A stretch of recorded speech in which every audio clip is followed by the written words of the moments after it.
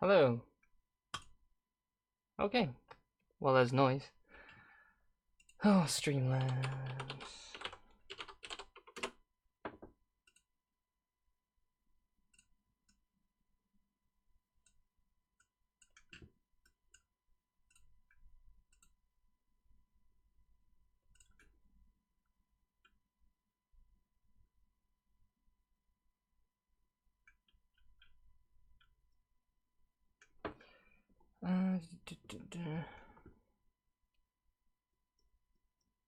Hello, hi man. Oh, this has been a hell of a day. Um, it's saying nobody's watching, but apparently you're there. How the hell do you even link to the stream? I guess you have to go on YouTube or something through the channel. I don't know. It doesn't pop up there as anything obvious. Yeah, in the middle of trying to log into Streamlabs as well to get the chat, make sure the chat's going. Oh, it is already going. Oh, I don't know. Is it even in like the right aspect ratio this time? No, it's all like squeezed in. That sucks. Yeah. Sorry, I look like an absolute wreck, and also everything else does as well. Yeah. No, none of the software worked for anything. So, and I've got a tiny glass as well, which is no good. So we'll just have to live with that. My phone I'll turn on silent. So yeah, this is the new sister, or this is the new system, old system. But actually, I'll let a few more roll in before I reveal the super surprise. Well, it's not really a super surprise. It's I'm not even sure I've set up the ability to reveal a super surprise. Yeah, that's a no. Okay, no, I can set this up. I can do this mid thing, mobile. Oh, please work now, because this will suck so bad if it doesn't. Yeah, okay, I got it. Nice, okay. I'm primed to make this switch. I can't see any chat either because I'm, I see a tiny chat. Right, I'm gonna go get the chat sorted out. Let's get on Streamlabs, and then we can get overclocking. And yeah. Right. Okay. Actually, what I'll do is I'll do the switch now, and you guys can check out what nonsense I'm chatting for the last few seconds. Wait, we got a few in? Hey, there we go. That's what I'll do. Right, okay, so the situation is I have...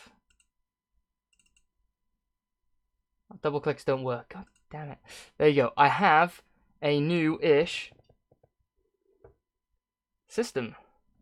Nah. New case. Old system. So yeah, I got the P1. I got it for like £90, which was great, including shipping, and it's brand new, so that's fantastic. The P3 is away, and yeah, so it's just an ITX system. Basically, by the time I get around to it's camera, by the time I get around to I don't know shifting into my own place or something, then I'm not gonna have probably I might have as much space, but I'm gonna want to have space will be at premium, so that's that for that. So, with any luck. It'll be a bit smaller, better for this room as well overall. So yeah, we'll see how that goes. But yeah, what I've got on there at the moment is I've got the L9i on there, and I really am not sure if that's the best move to go for. I did actually do a Pro 95 stress test on this, and it was at like 66 degrees after a few minutes, so it's kind of okay. So yeah, we'll see. But yeah, I have no idea where the link is to this thing. Let me go grab the link, and I can just like splat it on places. Channel. I don't live stream anywhere near enough to be able to even know what the hell's going on. Also, have I got that muted? That's cool. Right. Okay, well, that's that. I've also got two keyboards, and this is stressful enough for me. Oh, there we go. Right, general. There's people already doing it for me. Thanks, Game Tech UK. Thanks, Luke, for covering me there. I don't know what I'm doing. Right, so let's just crack on. Let's do stuff because frankly we haven't got anywhere near enough time. Late homework today and nothing works now. Lights are all extremely roasting hot. So yeah. Not sure. Can I get our brand? I don't know. Trying to log on to Streamlabs to get that sorted as well. The first 10 minutes of a stream are never worth actually watching. Never worth watching. But yeah, 5 minutes in, that's okay. Oh. what speed am I ideally looking to aim for? Okay, it's tricky. There are a few factors to take into account because this is going to be the system that we're going to be testing with for the next probably 2 years. Even though it's ancient and it's just So, oh, can I get the chat open? Why is this changed? Why is things confusing? Website alert box. Alert box? I don't know. Stream. I can't be bothered. I can't be bothered. I'll just read it through the thing and hopefully if it goes okay. Okay. So there are a few things to consider. This is an open test bench, of course. So there's a few caveats when we're going to be shifting this into a case to test it.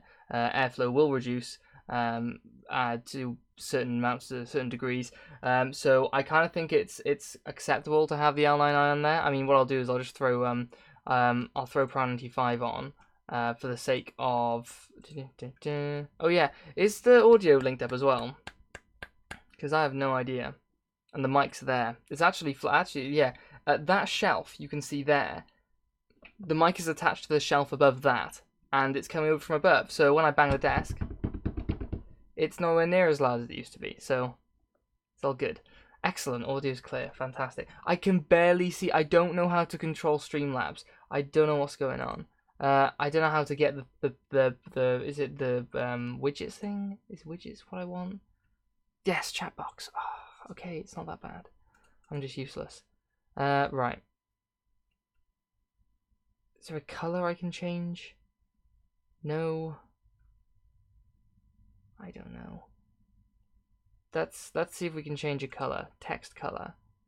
Let's see if we can change the text color to red. Did it change to red? I don't know. Oh Christ! It did change to red. Oh, I didn't mean that. Change that to white. Good. But how do you change the text name to the people's names to white? Okay, let's. If I save settings there, is that going to screw everything up? No. Why are people's names green? Makes no sense. I don't know where the control button is. Anyway, okay, well that didn't work.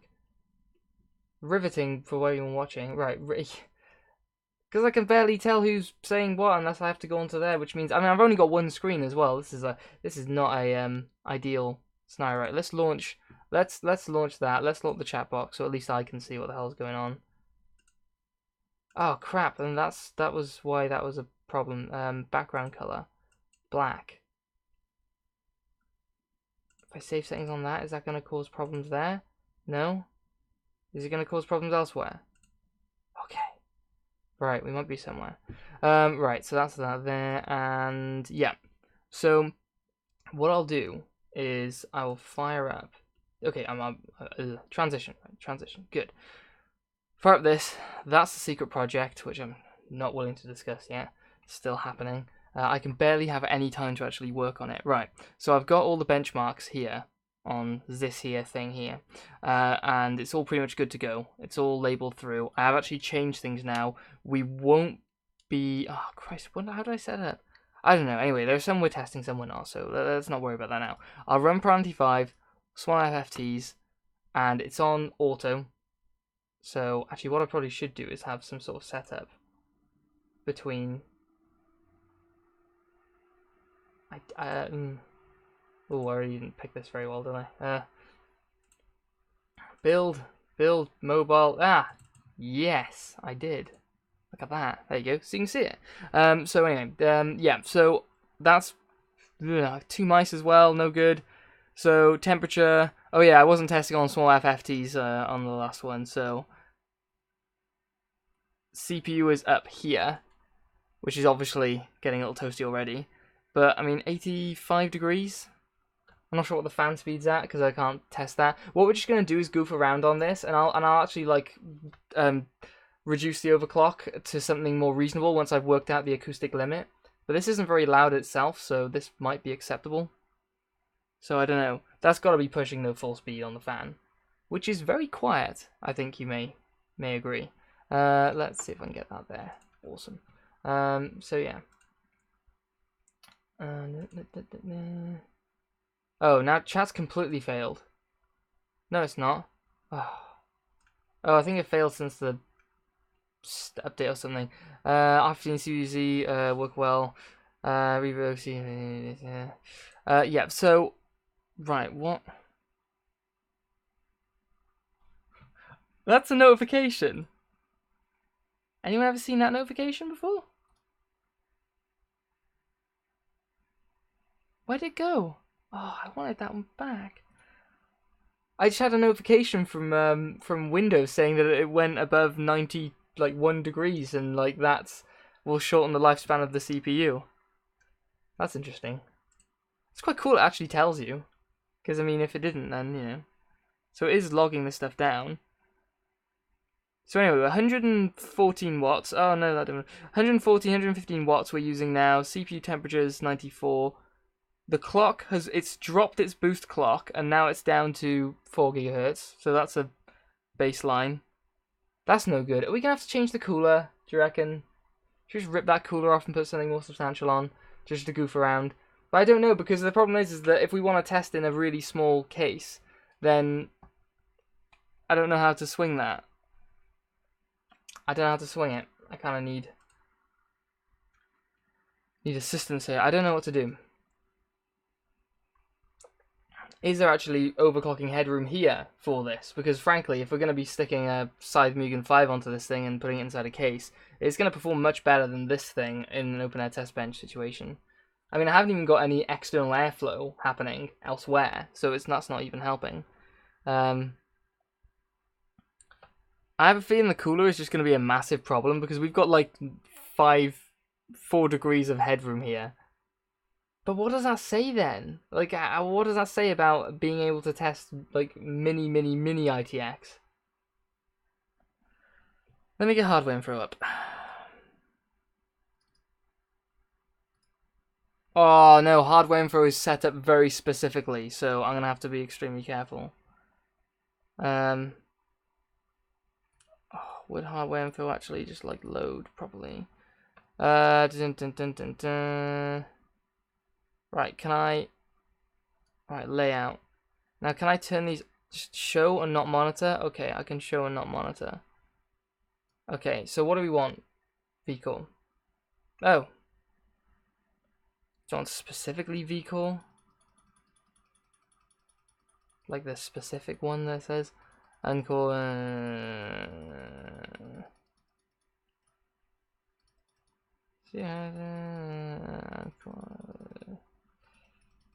Oh, yeah. Right, core wise, specifically like individual core wise, like 97 degrees right now. VCore load. I will find out. I haven't actually got the thing. Layout. Apples. Right.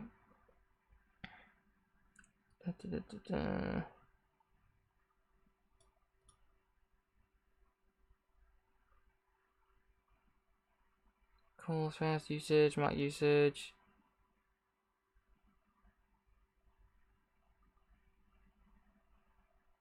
Oh, this freaking thing is way too. You can't even expand the size of this. That's a fault. Trying to find this VCore. Aha, I have VCore. Oh no, I think that's on the. Yeah, no, I think that's. Wait there. No, it might be okay. Show. Oh, great. Well, I didn't want that then. No, go away. Right.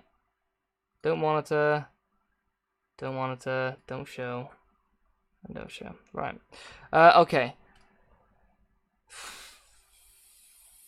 Yeah, I can't even see what the load is at the moment. I will sort this out. Thread usage. And get all the thread usages up. 95 degrees, it's warning me that there are problems. It's beyond 95 right now.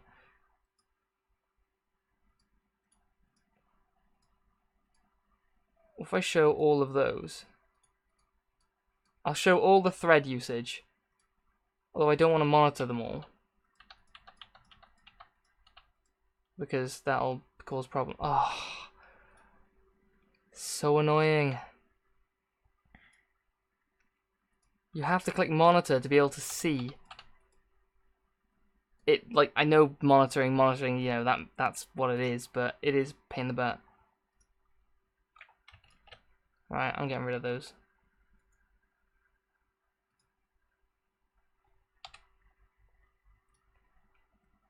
Right, let's get some voltages up then. Everything's not working there. Right, where's my voltages?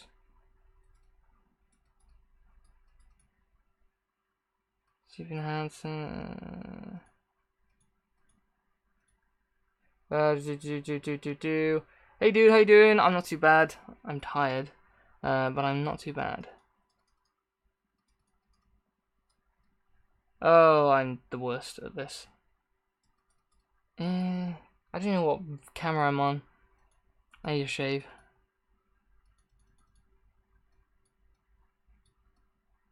Right, that's all thermals, and this is all enhanced stuff. CQ package, temperature. Why can't I see? Voltage offset. I've got to be in the right area. What this takes is somebody with more talent than me. What are we up to now? 98 degrees. I mean, it's not even 10 minutes, this is it. Why am I so bad? What's it called on hardware info? Where's my voltage stuff on hardware info? I don't...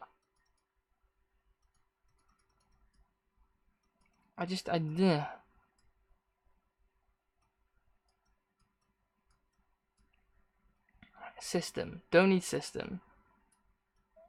Actually, no, it might be down on the motherboard side of things. Surely. Yeah, it might be on the motherboard side of things. It's gotta be. Yes. Now I'm along the right lines. Oh, that. But it says VCore, but then it just doesn't show anything. I click show. Ah, there it is. Okay, I am an idiot. Right, VCore. 1.25 is what we're at. But it's like a 98 degrees. There's no headroom there, is there? There's like if we went to 1.3, it would just be over 100, and it would be thermal throttling. I mean, it's not even at its boost clock, which is you know kind of what happens anyway. But like you know. But to be fair, this is an L9i. I don't know about you guys, but this isn't very loud. Like, I'm not even sure you can hear it. I think I've got a filter on that's actually stopping you from. Yeah, I got a filter on. Right. If I turn the filter off, there we go. That's how much you can hear it. But I put the filter back on so it doesn't drive you mental. Anyway, so it's not very loud, and it's actually keeping under Pro 95 small FFTs. It's not thermal throttling. It's at 4 gigahertz. It's still there, and it's a what was it 37mm tall cooler. That's really freaking impressive, to be fair. I mean, it's not a very demanding CPU. It's pretty hot, and it is running at 120 watts now, so that's 30 watts above spec, above TDP anyway. So yeah, I don't know. I think, right. So the problem is with this now is that we're kind of in the territory. Do I just rip this cooler off, and do I just slap something more substantial on and we can just have some fun and see what happens? Or, now this becomes tricky now, because I've clearly got no headroom here to actually do anything, and the second I stick that inside a case, or this inside a mini ITX case, if I had to have one that small, then I'd be in problems, I'd be suffering. What if I grab a fan, an external fan, and I just add some cooling to it, just to see what happens? Does that sound like about the worst idea?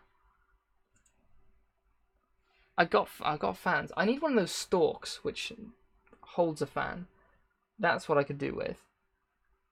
I think it's a max, dude. I think it's a max speed. I mean, there's no way that that the BIOS would not have it at 99 degrees, not running that at full speed. So I don't think there's any more thermal headroom I've got there. We're still not thermal throttling though.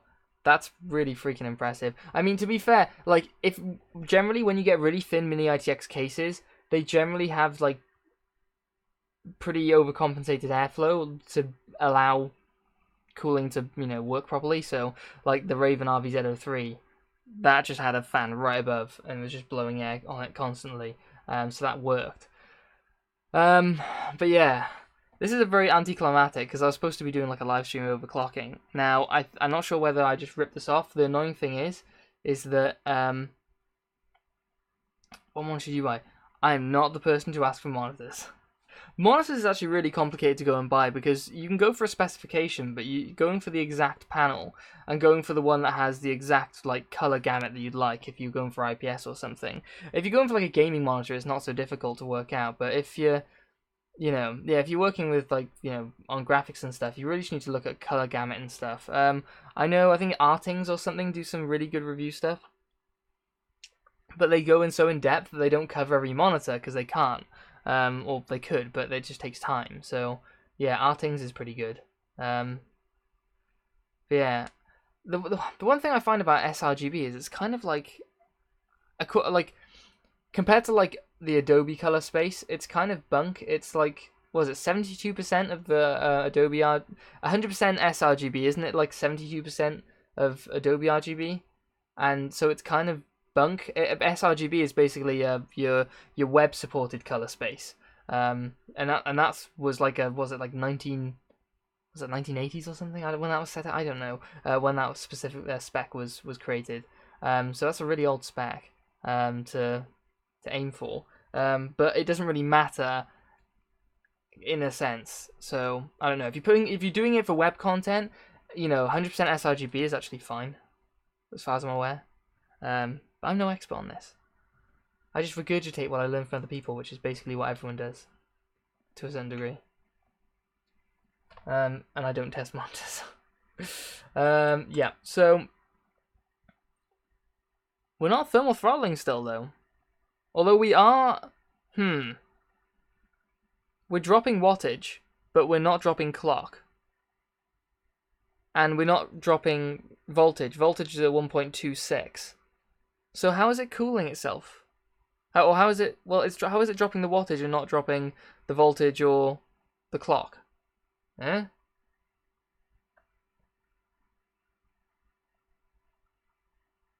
Why don't I shut this thing down and we'll just have some fun on this and I'll work out this crap at another point.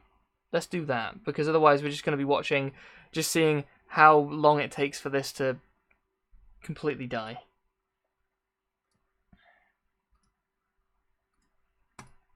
Just watch it drop. There you go, 70 degrees immediately. Down to 50. There you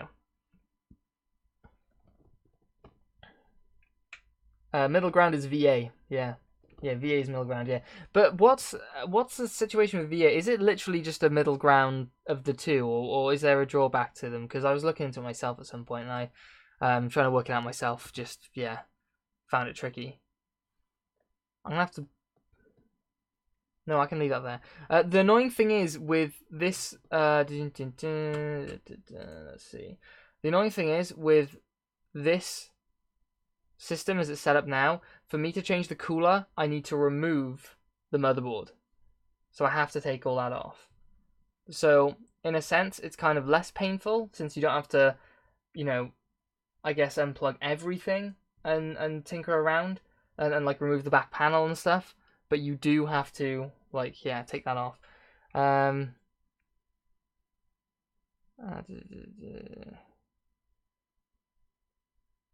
Yeah, I saw there were some actual advantages to using the that. But one thing I definitely do, Cooper, is I'd go on to, just to get a ballpark of prices and stuff.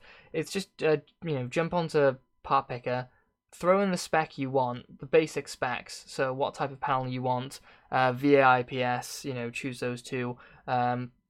throw in the resolution, throw in the frame, refresh rate, and then just sort by price and just see what comes up. And if you see one you like the look of, you know, search it online for a review. Somebody who's like owned the monitor, you know, whether it's, you know, sent to them or whether they bought it, and has actually given you their user experience or reviewing experience. That's the best thing I can do to advice I can give. It's like with anything. It's like if you go on PC Power Picker for CPU coolers, look at a cooler you like, jump onto YouTube, search the cooler and a review, and then just find a few reviews, check it out, and see if you like it or not. That's probably how half the people come across my content. Right. So are we all agreed? Rip this off and just screw around? I've agreed. Update and shut down. Oh. Oh. That's annoying. Right. I also got to remember to remove vCore off that monitoring thing, because I've got a very specific Excel graph set up for all of the testing, and if I accidentally screw that up, then I'm going to hate myself, because it's there to do all the work for me. And I hate myself if I screw that up. Let's just see what kind of silicon lottery I got. Let's do that. Let me get a good cooler. What cooler do we want? Scythe? We'll go with Scythe.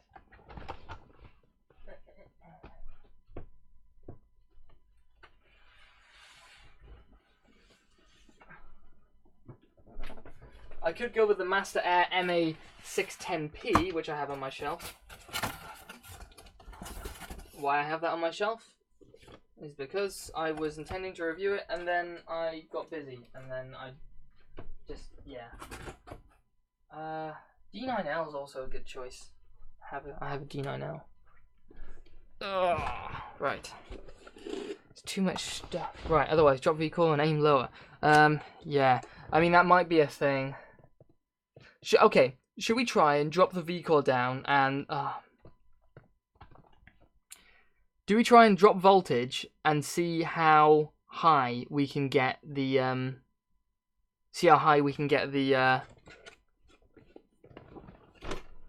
clock? Should we try that? Because I might have to tweak some LLC settings here, because of the, you know, at the moment it's a bit like, eh. Okay, let's do that, because I would like to see how far we can push it. Actually, yeah, that's fun. That's fun in itself. We've got a thermal limit here, and we're trying to change it with, you know, deal with it with voltage. That's cool. Now you're gonna have to help me here, because I'm right. So advanced. Let's pop in here and see. Right. Won't change the base clock because problems. Although you can change the base clock to like 200 and then just like half the multiplier, and it kind of works sometimes. But apparently that screws around with RAM and stuff sometimes. And yeah, I've got XMP on. That's just dealing with the RAM. So we'll just leave that there. I know it's not like optimal, but at least it stops it from defaulting to something silly. And I can't bother dealing with that right now. Right, where do we need to be? Right, okay. CPU overvoltage restrictor. I'll leave that on. Right. Core cache voltage. We'll leave that there. Which one do I want? VCIO we'll leave. Oh, core cache voltage. No, we need to manually do that. Right. So that's 1.28 it's at. So we need that at 1.2. And we want to manual mode. Cool. 1.2. Okay, apparently that. Core voltage override. Why?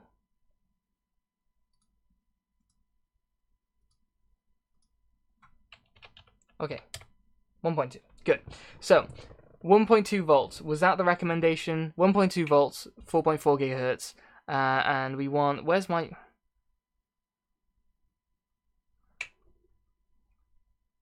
Okay. CPU core ratio. Sync all cores. And we'll have multi-core enhancement. No, start off. And we'll change that to 44. Correct? that is the multiplier, because I've seen it written as multiplier on some, and that's easier. Right. So 44 times the base clock of 100, that's 4.4. That, relatively speaking. Yeah. Just say yes, and so the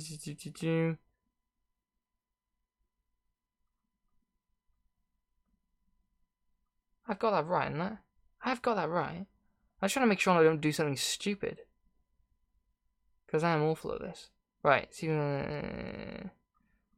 know what? Yep, that's cool. Right, and we'll save changes and reset. So, multi-class on the table, single cores, manual 1.2, core ratio limit, auto to core ratio limit. Now, is that multiplier? Am I right? Is that multiplier, or am I completely wrong? It's ratio. It's gotta be. It's gotta be. Right, we'll see what happens.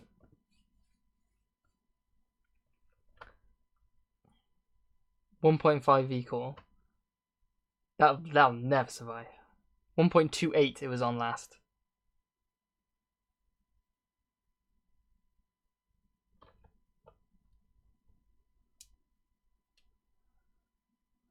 Windows updates.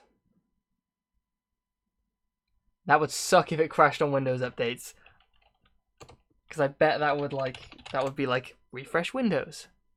And I can't be bothered with that crap.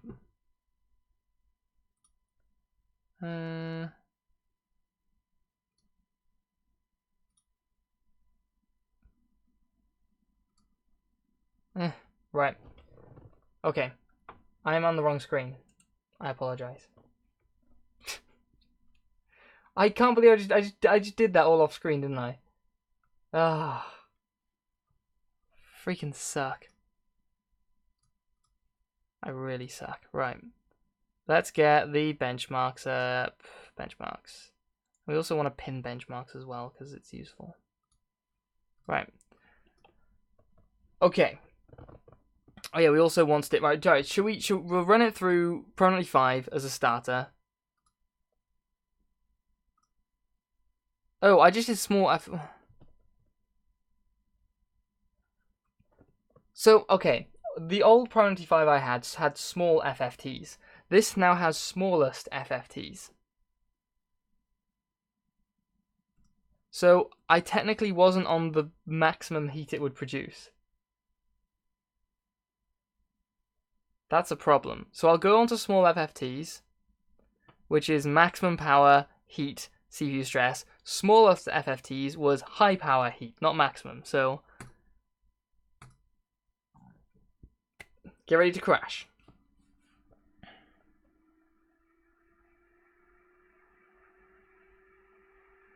Okay, yeah, that's immediately a problem because CPU usage is at 51%.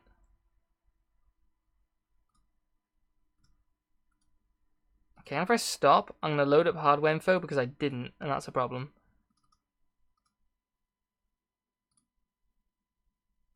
Quit Discord. Okay, nope. Right, so it is at 1.2 volts.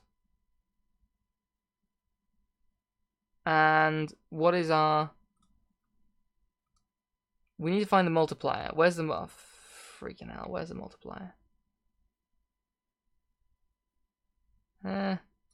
Right, ratios. Right, got it. Hell yeah. Right, ratios. Where'd they go? Yeah, they're 44. So we're 4.4 gigahertz. It's confirmed.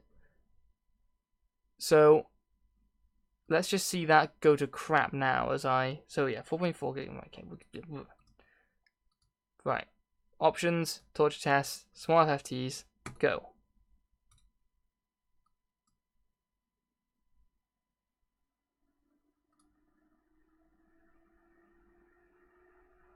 Something's wrong.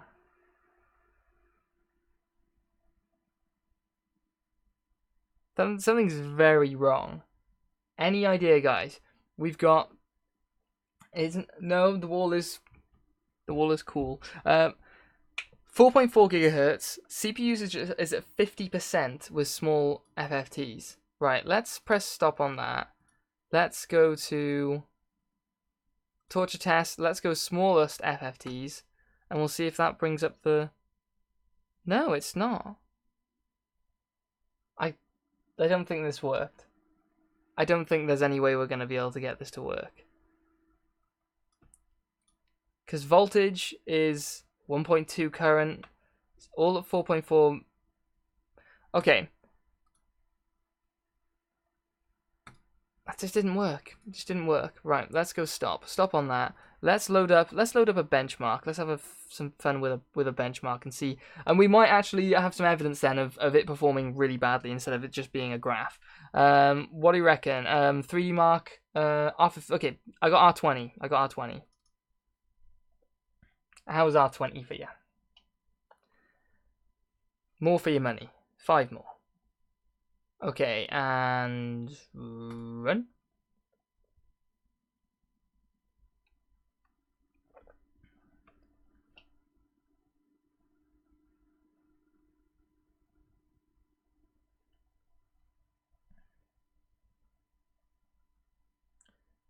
So we've got our target, like 6,700k there, as a score, and we'll see what score we get.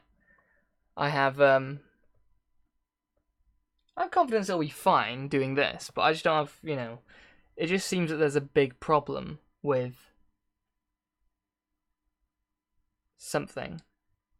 Any ideas? Okay, if you're going to put your money on one problem, one thing stopping the changes we made, which was just the voltage, brought the voltage down by 0.8 to 1.2, and we changed the ratio from 4 gigahertz to 40, so 4 gigahertz, to 4.4 gigahertz.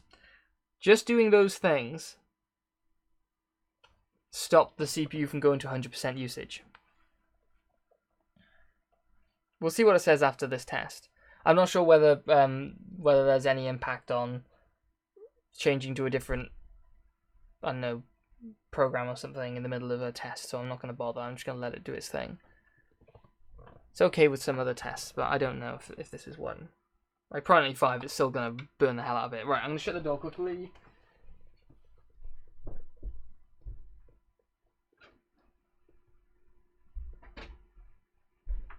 Oh. And we'll see if there's anything conclusive with this.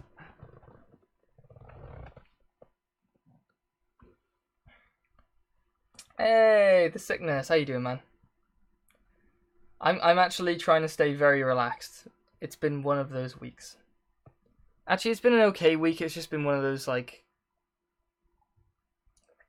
I don't know, just a fair amount of Okay, well, I got 2332. So, what the hell's going on? I got 2332, so that's, that's okay. So then what the hell's going on? So what did MSI Afterburner show? 100% CPU usage. That right there, pinned up to the top.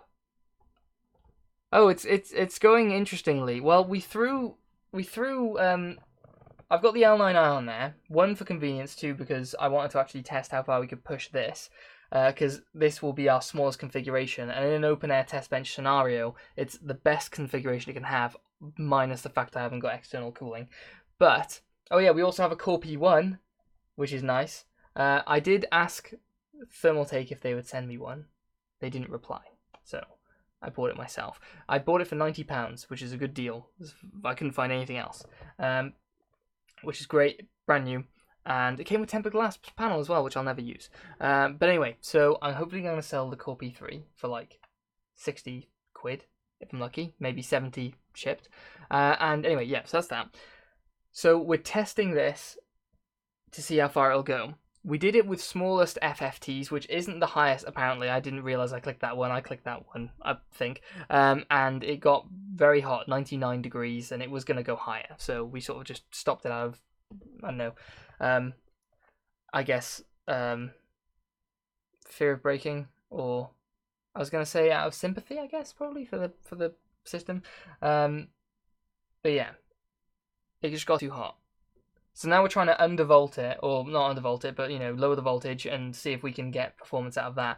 So, I mean, based on that, we got 4.4 gigahertz from 1.2 volts with an L9i, but for some reason, in Cinebench, it's hitting 100% CPU usage. But you can see these little spikes down here. That was when we were running Prime 95. So why don't I try Prime 95 again?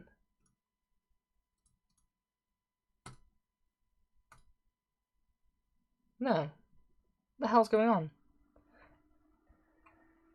And anybody hazard a guess at what? Is it like... Is it just the workload type? Oh Christ, that didn't want to do that. Is the workload type? But it should be pushing to 100% because that's what it always does.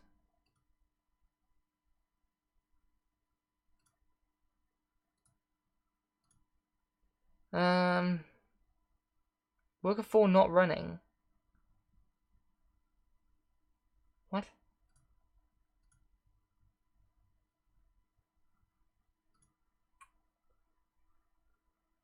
So I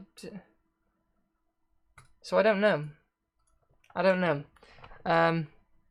Stop all workers. Torch test. So all the caches and yeah, pushes the heat. Should I do a blend of all of them? I guess I don't know.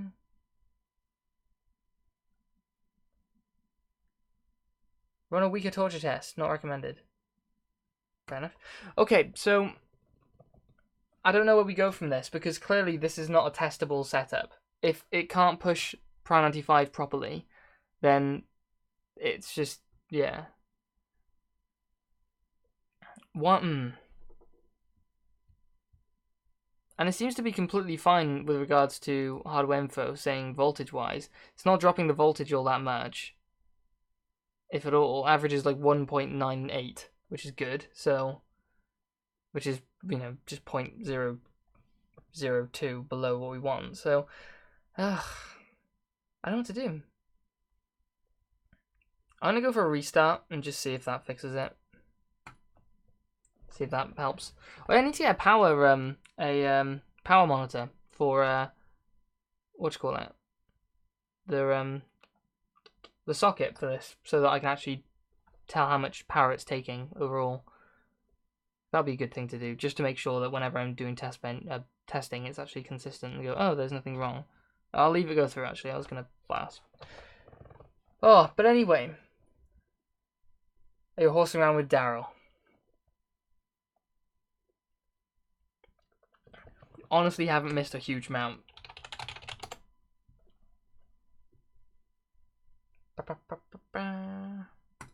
Okay. So, right. Let's just get everything back up. Oh, Discord, just no, not now. Go away. It'll open again. Cam takes ages to close. I hit X just then. It just takes forever to close. There you go. Right. Benchmarks and sorry. Benchmarks. Let's get hardware info open. Yes.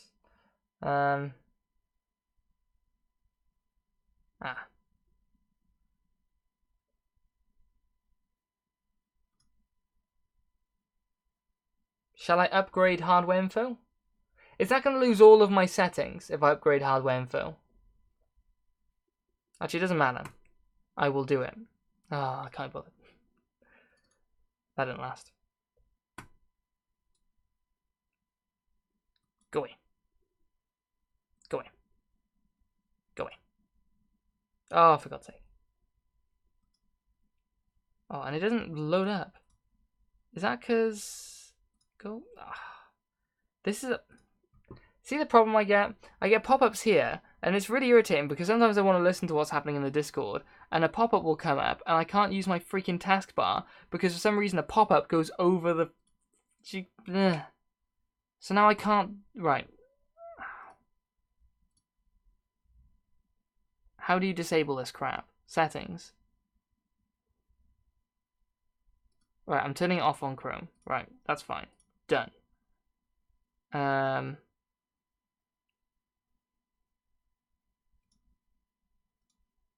do I info? Oh, it's there. Right.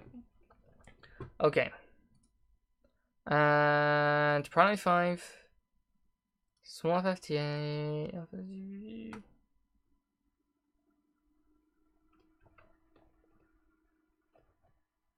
It went to 100 for like a very tiny amount. And now it's not at 100, it's like 63. Which is not right. Oh, you have to go, no! Honestly, this seems like an absolute like crap fest. It hasn't really worked out very well at all. One annoying thing is all the cameras took so long to set up that I couldn't even like get into doing anything, and we barely got on much time at this time. Right, maybe what I do is just very quickly swap over the coolers, and let's just push this and just see how far we go just for fun. I think we just do that. Stop. Yeah. Because I'm going to have to like, there's clearly a lot that needs to happen here to like make it work, and it's not going to happen in this stream. And that's kind of my problem, I guess I got to deal with. But yeah. Right, so agreed. Shut this down, change the cooler, see what happens. Have some fun. I'll make it a speedy changeover.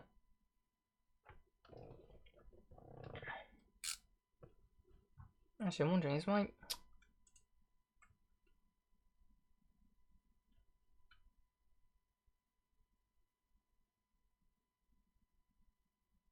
Ah, gee whiz. Oh, so you're not gonna be on a couple of minutes. Well, god damn it, man. Okay, alright, well, Trying to think what the best thing to do is. What's the best use of time here? Is it trying to get this to work like this is now? I'm gonna go for a restart and just see it could pop into the BIOS. Temperature doesn't spike. It went to 78, which is, you know, not uncommon for anything like that. And voltage hasn't gone above 1.2 volts, which is what we've set it at. So it's not like any of that's happened. It's just so strange. And the clock has remained at 4.4 gigahertz. It's such a weird thing. I don't get it. If anyone's got any idea about like what possible potential, let's do a blend test. Well, blend is 100%, and now it's dropping down again.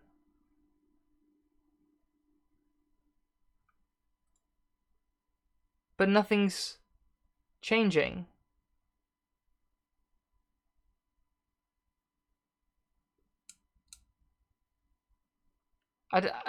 No, max read is higher. It just went to 1.216. So it's like, yeah, I mean, so it doesn't seem to be a... For some reason, it's just dropping it like a cliff. Maybe it's the power limit. Maybe we need to just knock off the power limit and just go for it. Let's do that. Let's do that, because this is shit. Right. Restart. Let's change some crap over. I might have accidentally disabled something that should be enabled.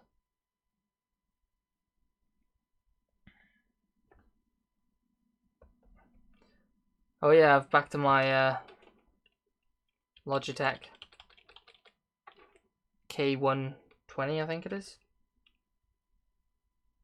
Oh. Right. Advanced and AI tweaker and base clock. Yeah, no, that's a problem. There's CPU over voltage restrictor, but that's not voltage isn't a problem. DRAM volt, CPU override, that's fine. That's literally all I changed. 1.23. Maybe it's not getting enough core. It just seems strange that it wouldn't. Save changes and reset. Let's go. I don't know why it would just be priority 5 then. It might be because it was working completely fine with Cinebench.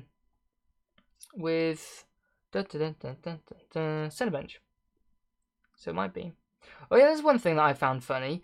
I think on every graph that I've ever made of Unigine Heaven and Unigine Superposition, I think I've misspelt Unigine. Typing on the wrong keyboard. Yep, cool. I think I've misspelled Unigine on all of them. So that's the thing. They're probably not very happy about that, because obviously half of the main reason of people actually, you know, using their thing is that they get publicity. Right. Hardware info needs to start on launch on startup. No, don't update. Can we just go and change that settings?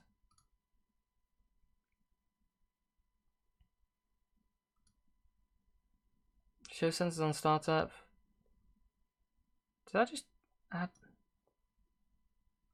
Yes, yeah, we'll just do that. Right. Okay, so now we're at 1.216, and we tried 1.3. Safety trousers, how you doing, man? Safety trousers, right. Benchmarks. Priority 5.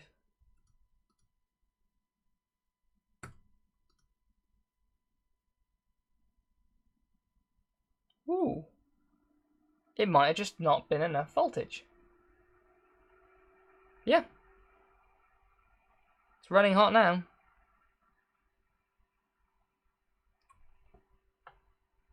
It's dropped down again. What the hell's going on? It's running at 1.232, which is great. But sanity check, is it just priority 5? If you use Cinebench, can you tab out of Cinebench when it's testing, just for the sake of seeing stuff? I normally have like a pile of the things down there. CPU usage 100, and it's staying at 100. And based on last time, it'll stay at 100 still. See, this is really freaking annoying because I don't know if I've done something really, like, I can't imagine I've done something wrong there, and it seems to be working completely fine overall. Or is there something wrong with Prime 95? Because I've never had a problem with Prime 95 before. Maybe I need to update it. Oh no, that wasn't, it was, what you call it? Or maybe I just need to go back to a previous version and see how that does. This is one thing though, this is going to delay me getting back to reviews for a while, because I'm probably going to spend a couple of evenings trying to work this crap out. Because I really want to have everything set up, ready to go, with the L9i being on a test bench with the best case scenario being the limit, and then have everything else deal with whatever else is going on. Because to be fair, I've tested some things with a 20-degree difference inside a case as it was outside, and especially when it comes to a cooler like something like a Q300L or something. Yeah. Yeah, it's 100 all the way. No idea. Are you running a version of Priority 5 past 26.6? That's a good question.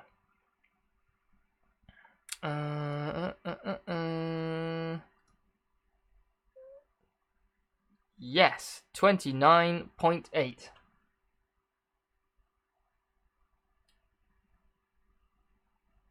So, shall I quickly download one that isn't? Can you ping me a link actually on Discord if you know where it is? Because me running around like an idiot is just going to take forever.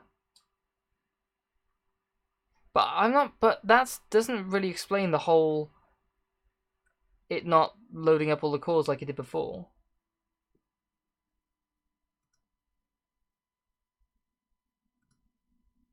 I just got 2318. Right, let's go for a restart. I'm going to give it more voltage.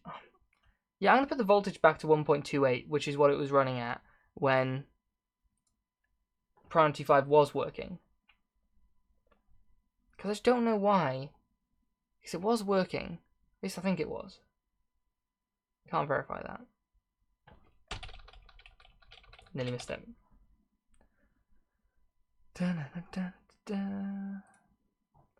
Overclocking is quite fun, actually. I don't do, like, anywhere near as much as I probably should.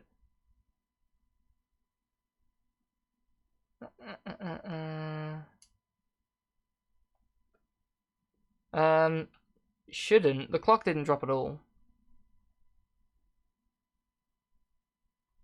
Right, what do we want? We're on, right. 1.28. Go. See how this does.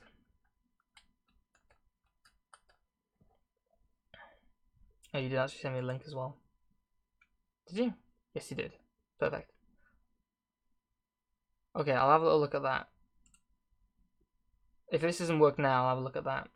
Because I mean, I have no concern with going for a lower version of Prime 95 if that's the one that works. Because hell, what's the point on going with a version of Prime 95 that's like that doesn't do the job, doesn't test the way I need to test. As long as it loads the CPU up on all cores with a really high load and pushes thermals, that's all I want. And the last Prime 95 I was testing, it didn't have smallest FFTs as an option. So there's that. Right. And hardware info didn't load the thing up.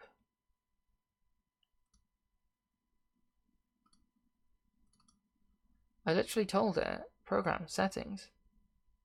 Show sensors on startup.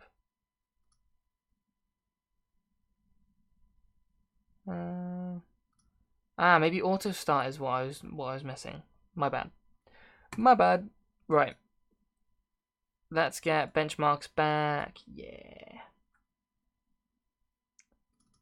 Apparently 5. Smallest FFTs. This is with the higher voltage now.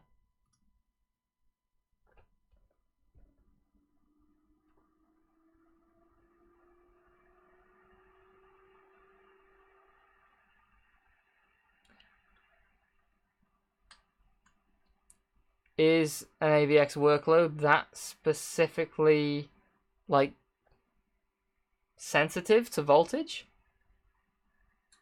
Because it's not like we need to, like, change LLCs much, because it's staying, like, really close to where we want it. No, it's dropping again.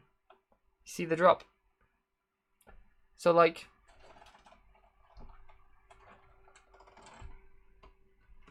the problem is this, like, has impacts.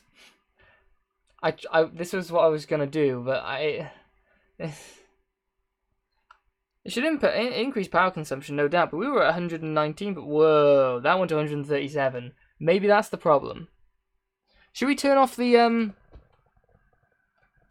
Should we turn off the voltage limiter? And we'll just make sure the voltage doesn't get too high. Let's do that. I'm just gonna manually stop it though, because just in case. For some reason. Right, restart. Yes. Let's turn off this, like, voltage control thing. And this will be the one time that it completely dies, and then I have to, I don't know.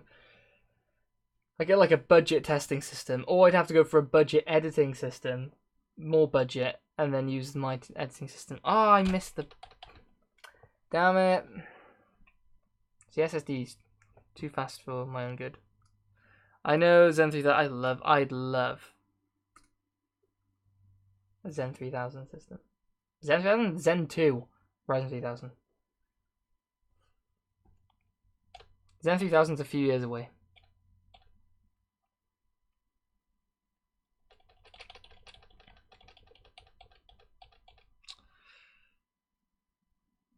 Okay. Oh yeah, I would also have a really fancy, like, video capture thing going on, but how much the video capture thing costs? Probably about 60 quid. And I'm cheap, so I don't want to spend that. Let's have a look. I probably should though at some point. Right. But I don't really TPU.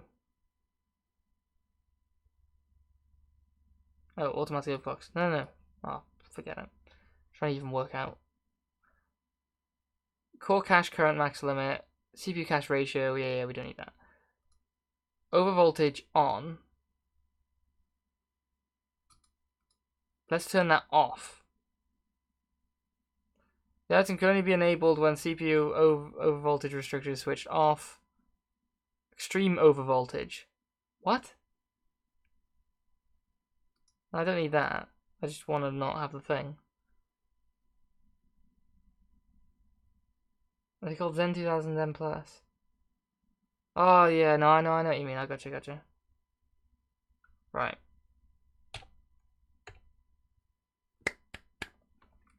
We shall see.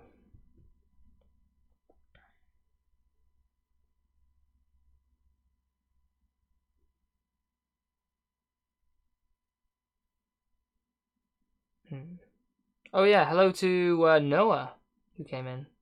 Completely blanked you. I apologize. Oh, so let's. Wonder myself. Okay, hardware info. Auto open. You better open the sensors now, because I'll be annoyed. I did put sensors and auto start on. Go away.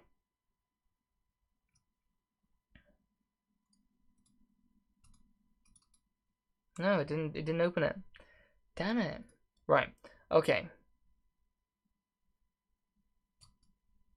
Let's get into benchmarks and let's try Plan 85.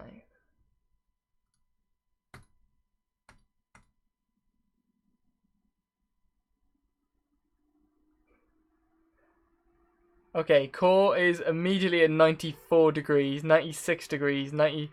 God almighty. Okay, CPU usage 100%. CPU power is 138. We're at 99 degrees. We've got the clock is still at 4.4.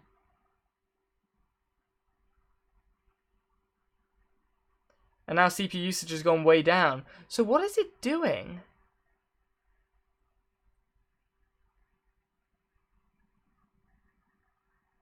Like, what is it doing to bring the power down? Because the CPU clock, it must just be that it's not pushing the data anymore. Surely. It's not pushing the stress test as much as it was. Because, I mean, you can have the clock high and then there'd be no load on it. So it must be the test just saying, no, forget it. It has to be. It has to be. But the problem is it wasn't hitting that thermal limit before. So let's go back in and we'll turn the voltage down to 1.2 and then we'll do it again without that voltage limit. So, because maybe that was thermally related, that would make sense. It's kind of reacting at a similar time though, so I just don't know what the hell's going on. Actually, cancel. Oh, no. No, oh, I didn't want to do that. No, what I'm going to do actually first is try a different Priority 5 and try the one that Luke sent over.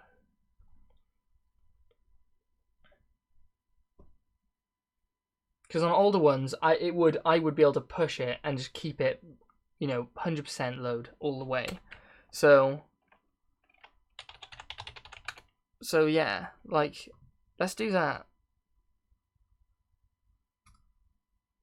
What I'll do, just to make sure that nothing stupid pops up on screen for some reason, I will do that. I will grab the link from Sir Gaming Tech UK. And okay. Dun, dun, dun, dun. Right, it was in general. Yeah, it was. What do you mean? Oh, Christ.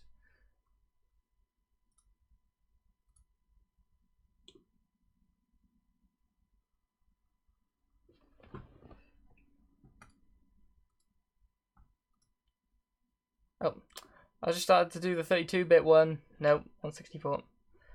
What up, Cade? How you doing, man? Oh, the screen's gone really down. Oh, I can't tell. The screen I'm doing editing on now, the screen I'm doing editing on now has got some sort of power problem because the monitor gets hot, and I can't. I've had to turn the brightness down so it doesn't get too hot, and that's obviously a problem. Oh, the site can't be reached. Okay, I can't actually download Priority 5 through there. There's version 22,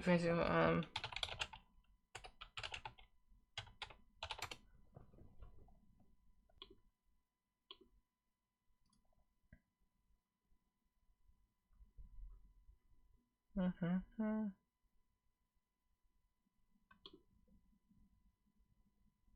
2616. Ready.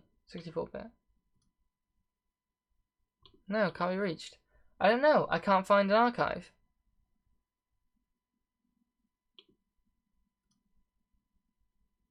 Ooh, this might be it. Yes. Got it.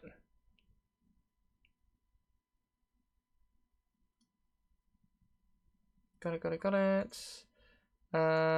Extract files. Yep. Okay. And now I'm just going to copy that over to my benchmark file.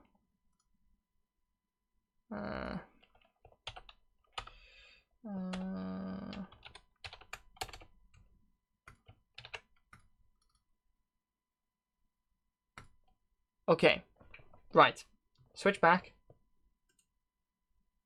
Oh, see you, dude.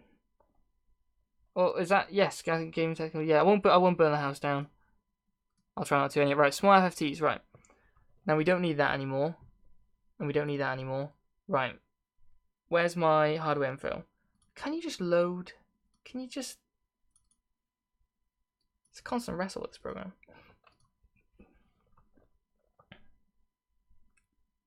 Like keep things just like show some startup as well. Yeah. Okay. Okay. Right. Let's give this a shot. SWAT FFTs. Go. 100%. T's 100%. 1.28 volts. Temperature nowhere near as high, so Luke was absolutely correct. It's not a hardcore workload. But is that a problem now? Because if that's not as a hardcore of a workload, then by testing with something with a lesser hardcore workload, is that being disingenuous in testing? Because if Priority 5 is supposed to be like the hardcore test, if I'm using the less hardcore version of the hardcore test, is that actually being disingenuous? I would argue yes.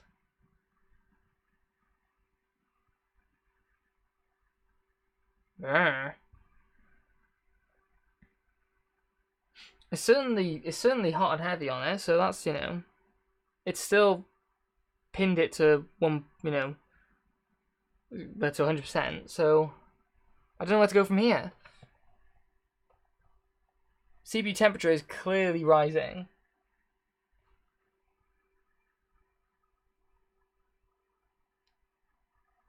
And those heat sinks on the VRM are hot.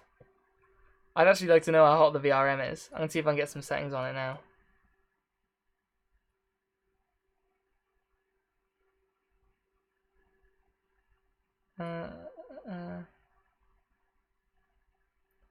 Yeah, AVX has got its own like category of like, there's torture and then there's AVX and there's its own little, it's above torture and it's got its own little little.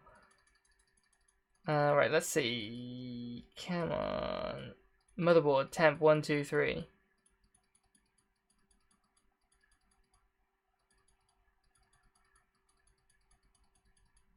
I don't know which one's the dim 2 temperatures. If I just show one,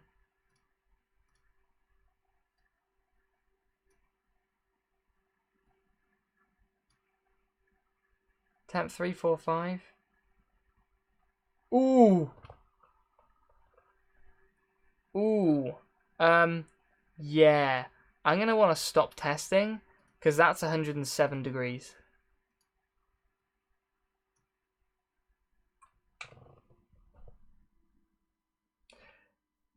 So maybe that was the problem. That it was detecting that the VRM was just way too freaking hot and it just started turning it down. I don't know. Does it do that?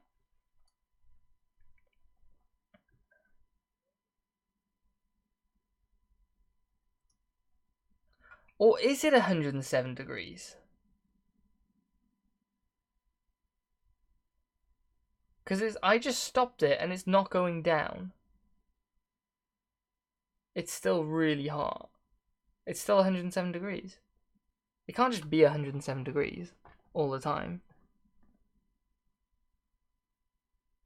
Is it just a random offset? But it's not even like it's an offset, because it's like the temperature's come down here. Obviously this is getting cooler. And there's a fan right next to it blowing air up and down and around and stuff. So it's not like... Could do with another fan on it, but I don't think that's 107 degrees.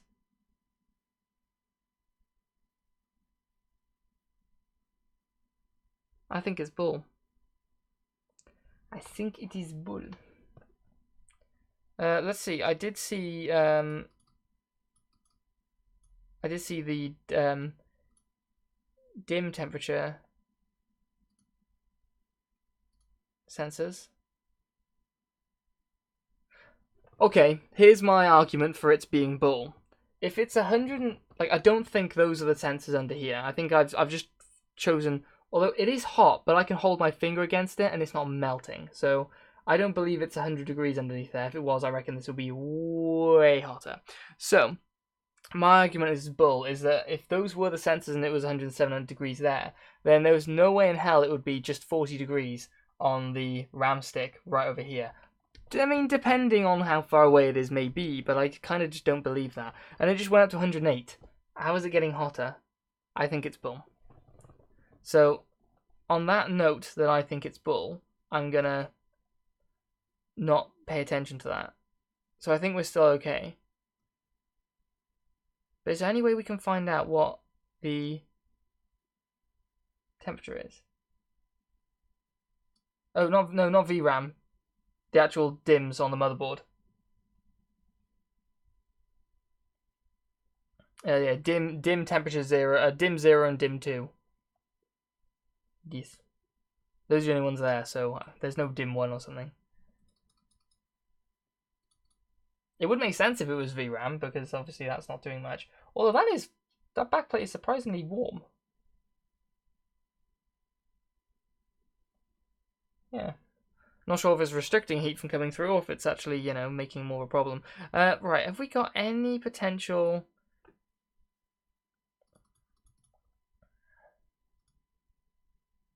VTT, VBAT, no, about voltage battery. Ring thermal alert. Thermal event. Performance limits, okay, I don't need that. Yeah, I don't think... What if I just show motherboard? Does showing motherboard actually... It just says motherboard. I don't know what motherboard means. Just, well, I do, but not in regards to just a random temperature reading. I could get a thermal sensor out. I have them. I may as well use them.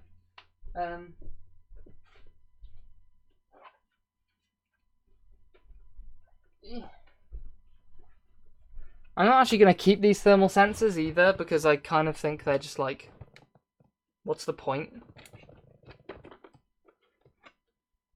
Oh, I stapled it. God damn it. Right, I'll get another one.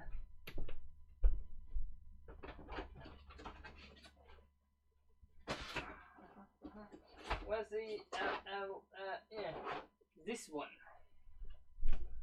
Okay, if I'm going to keep one, I'm going to keep this one, because this one was cool.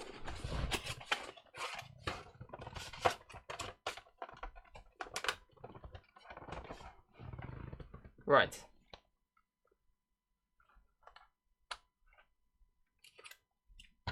And I settle this all to get sold as well. Not sure how much I'm going to get for like one of these things, but probably not a lot. Although at least I could get like half the money I spent on it all back. That'd be nice. Spent a surprising amount of money on all these things to test it. So let's turn off the laser because it's kind of bull anyway, and let's do some testing. We're gonna do this. Nail it. 25, right.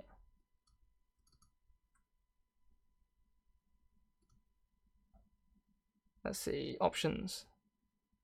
Touch test. Small FFTs. Go.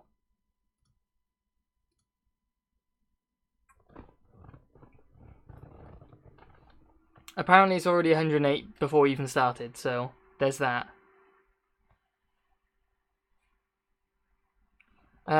Core, yes, 80 somethings. Right, what is the temperature reading on that there heatsink? I thought I turned the thing off.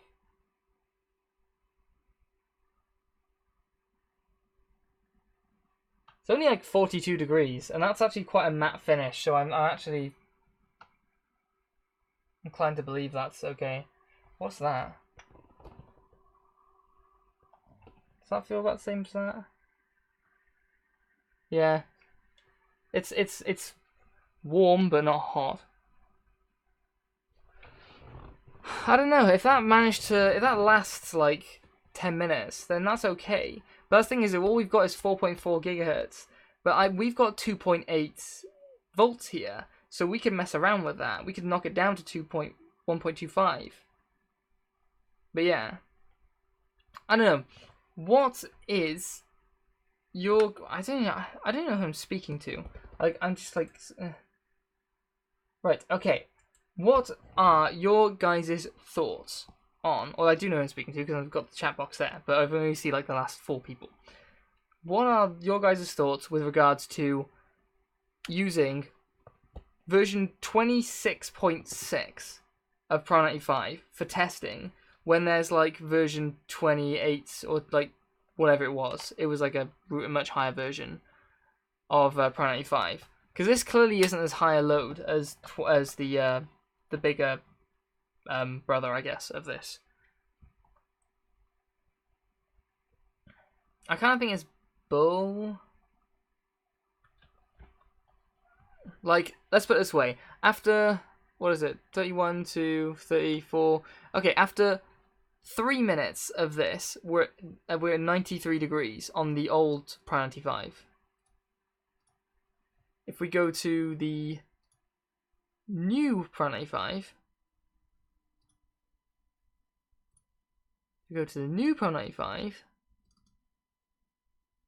and small FFTs, not smallest, small, and we test that,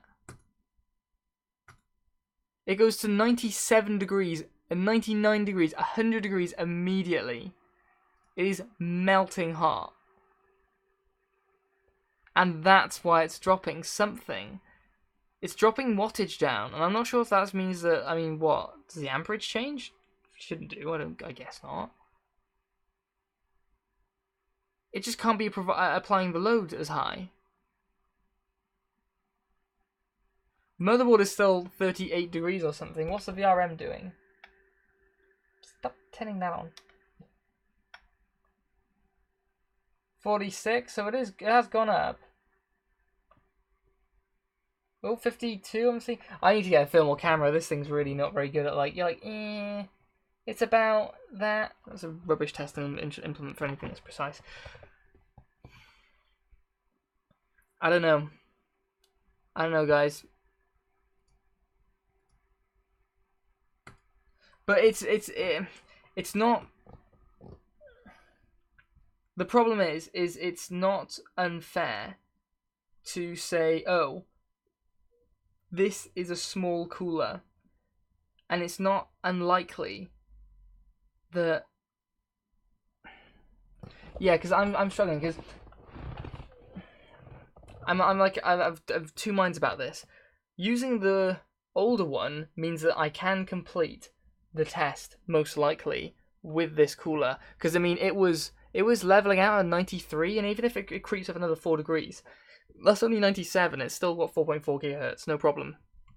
Oh, it was actually thermal throttling a bit. Dun, dun, dun, dun. Dun. There it is. 'Twas thermal throttling. But it wasn't doing that before. It was just being silly before, so I have no idea what it was all about. So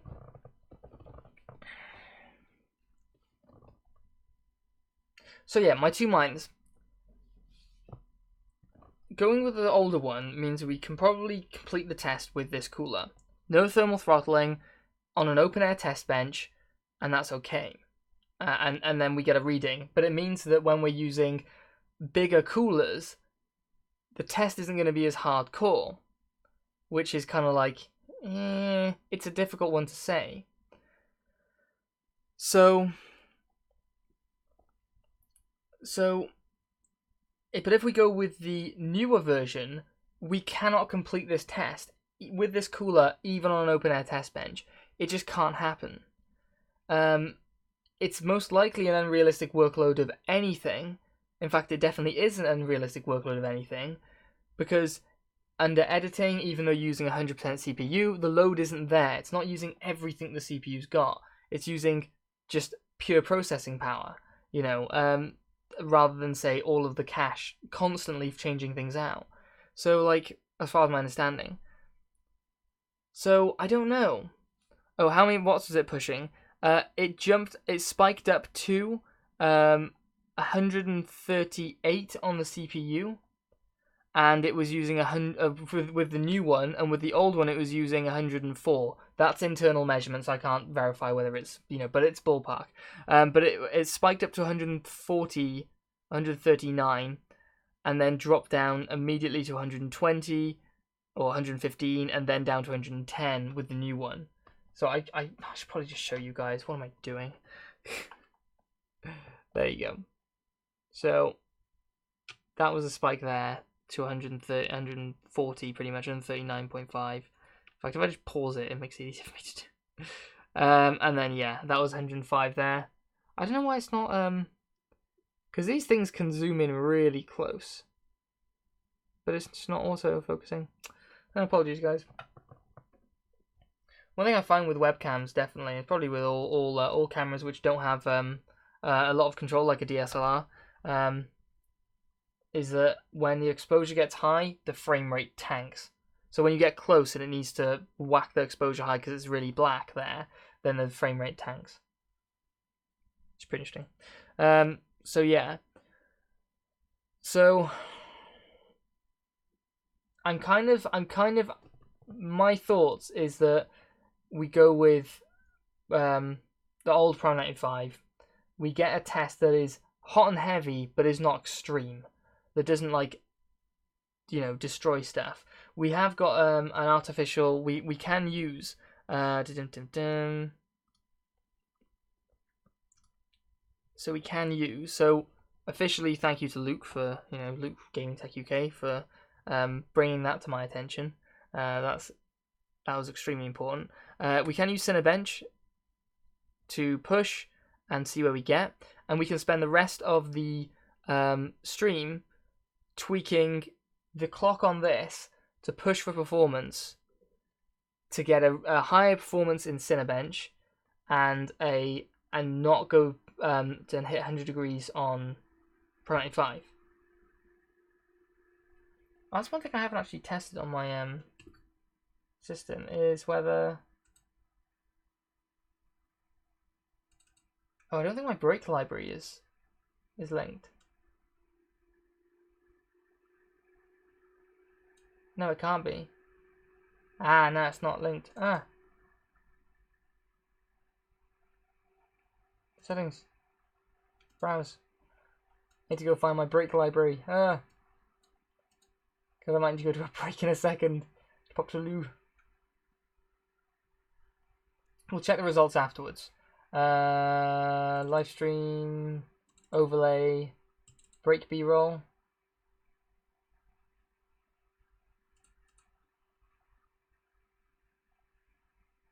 Let's go MV, yeah. B-roll videos.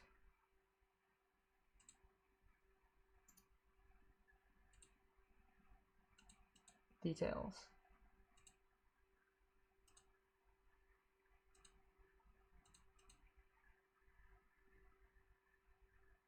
Oh, does it actually want like a...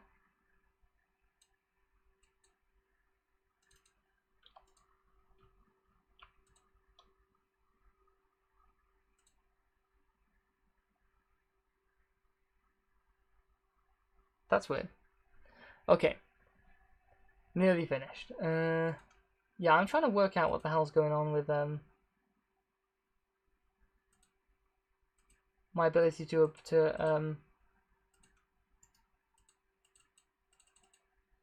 shuffle playlist loop.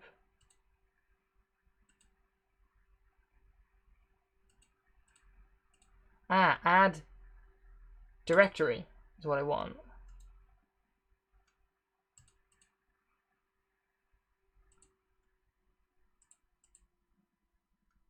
I'm not sure if that made it work.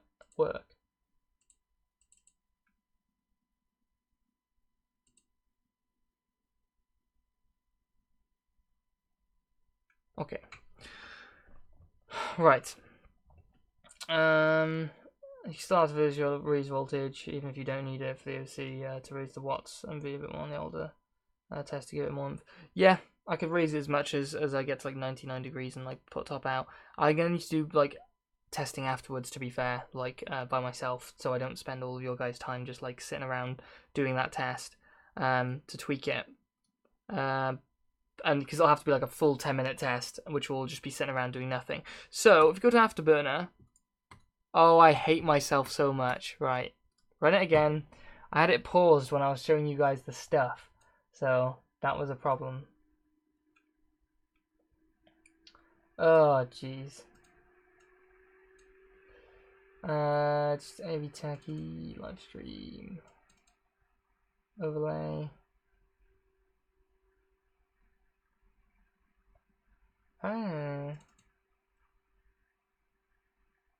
Review stream PNG. Okay.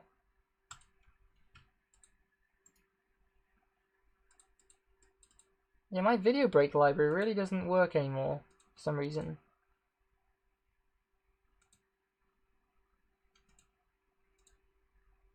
I thought it was okay.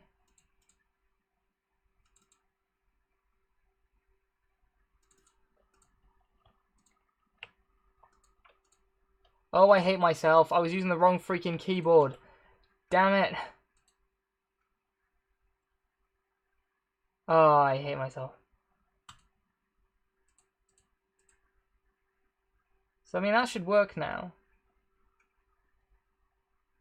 Possibly.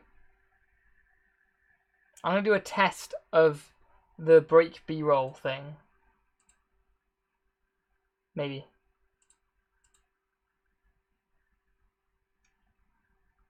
Yeah, I'm testing the break B-roll. If that starts a video. Yeah, it does.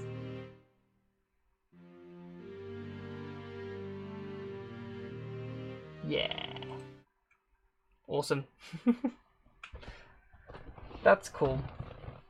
It's been so long since I've done like B-roll on a video that I actually need to like clip. I think, did I clip the old one? I'm wondering if I clip the tools, overlay, rapid stream. What do I want? Break B-roll. I got the Precision PS15.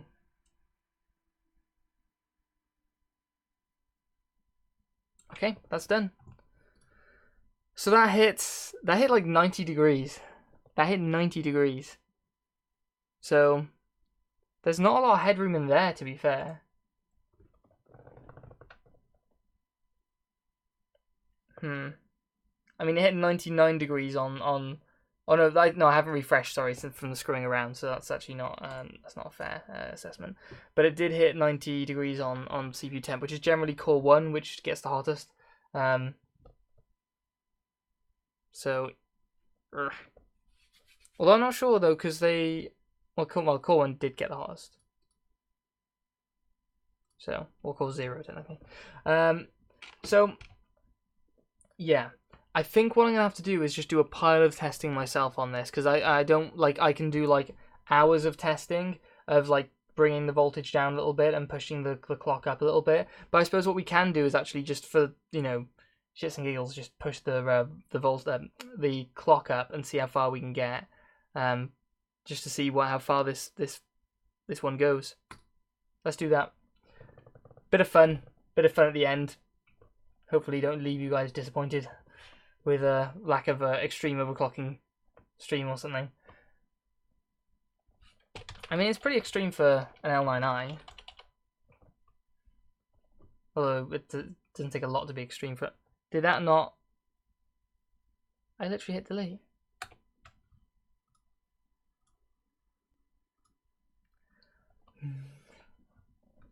Anyways. Oh, so the idea is, with all of this now, once I've got this testing, okay, I am literally hitting delete. Cool. With all this testing now, hopefully out of the way, I should be in a position soon to go through all of the coolers I've got on the shelf to test those and get all their baseline stuff, especially the test ones. The other ones don't matter so much, but the ones I use for testing, the D9L, which is really solid, the Mugen 5, which is again really solid, and the and I have to acoustically balance them as well. And yeah, so I think the Mugen 5 is kind of like a semi-sensible decision with regard for a cooler, but it would have perhaps been good to use an Noctua HD15S for this one, since I'm using the other coolers I'm using are Noctua coolers as well, which is it's the way it happened to work. But maybe at an acoustic limit, the D9L might perform better than the size Mugen 5, which is something I'm going to discover now. And if that's the case, then I will buy a D15S for testing. Because I need to make sure acoustically that, you know, we're not getting major performance out of a smaller cooler just because it has a far quieter fan. So we need to have like a comparably quieter fan as well, which is a pain in the butt. So yeah, I don't know. It's a tricky one. Right, let's see. Let's get into AI Tweaker. Let's push to 4.6. 1.28 volts, 4.6 gigahertz. L9i. Gonna work.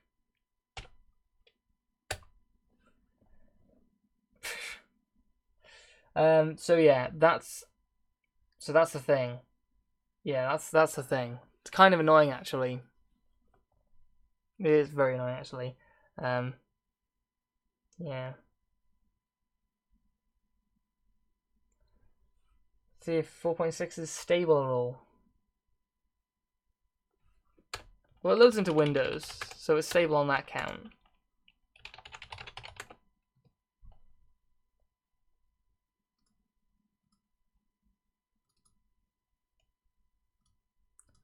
Okay, I did not want all of those. So I know I didn't want system summary. Right.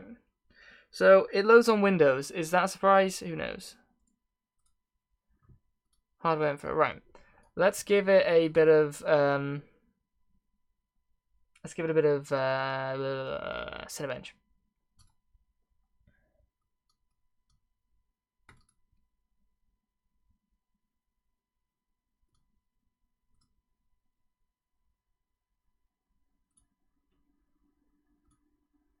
See how quickly now this just drops off a cliff. Because you guys can't hear the noise of the fan. I'll give you a little taster of the noise of the fan.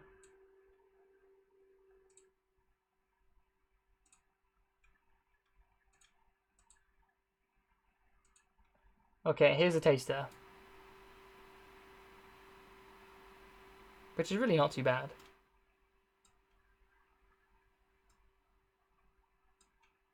Yeah, that's okay. Cool. Filter back on. Oh, you probably hear a bit when I talk, which will probably be background noise to that, because the filter only like knocks down something that's like lower than a certain decibel range. So we're at 4.6 gigahertz. What's the instructions per clock on a 6700K compared to like a better, more modern CPU? Let's get the highest score with an L9i and a 6700K in Cinebench. Unlikely. Ah. Well, that explains that then. So, It didn't crash the system, it just crashed the program. We can try run it again. We can try run it again and see what happens.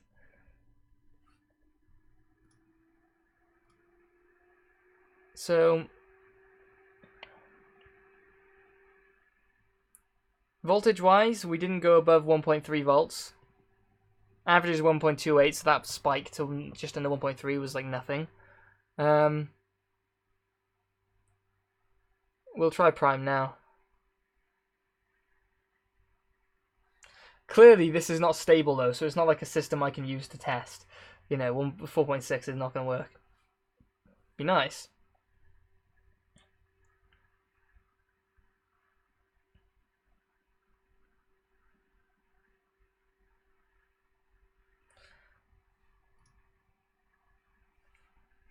See what a 4.6 gigahertz processor can get us in terms of comparable performance. Let's take on a Xeon X. God, look at those. Look at those go. Obviously, on the more complex scenes, it slows down a bit, but it's okay.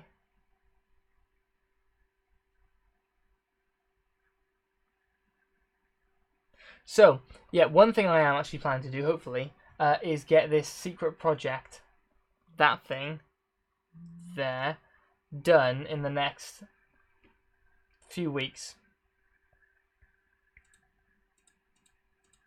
I'd like to do that. Because then... Okay. Well, I'll dial that back to 4.5. Or I push the voltage higher. Let's go 1.3 volts. 4.6 gigahertz. Because it's not very high voltage. This is pretty okay. Right.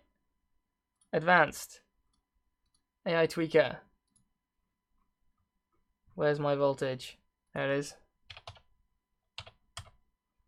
1.3. Go. So, one crash.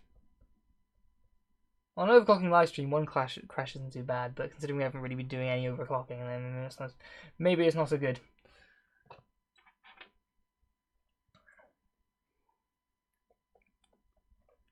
But I'll probably only screw around now for the next 10 minutes, and then call it quits there. Okay.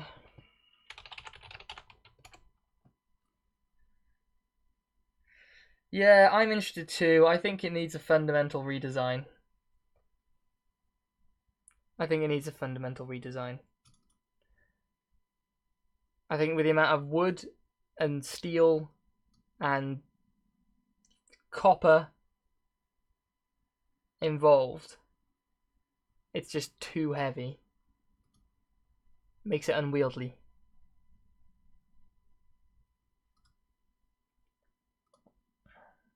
Right, 1.3 volts. Let's freaking do this. Where's benchmarks? Benchmarks. Cinebench. Go.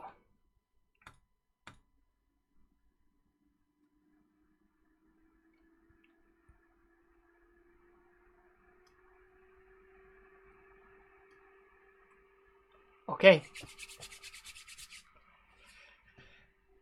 I need something with wheels as well. Because carrying it is so heavy. I have a feeling it weighs in a ballpark figure. I think it weighs probably about.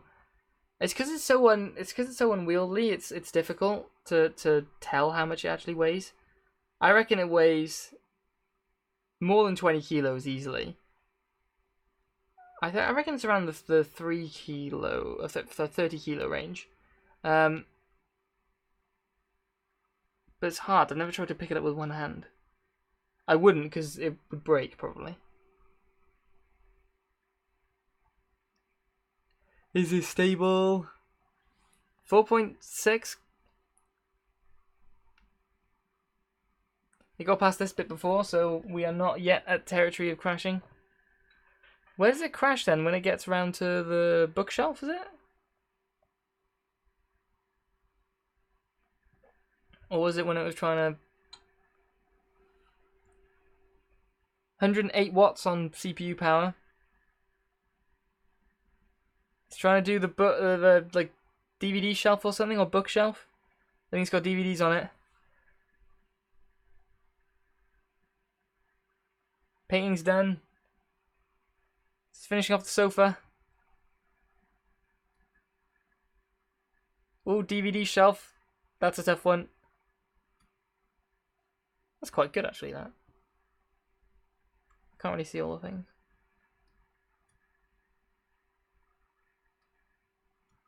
Ooh, did we just find a stable build on Cinebench? Okay. 2388. Not as good as a 7700K at like stock. So we're running. Whoa, we're running 4. Does it even register with the overclock we've got? I guess it doesn't.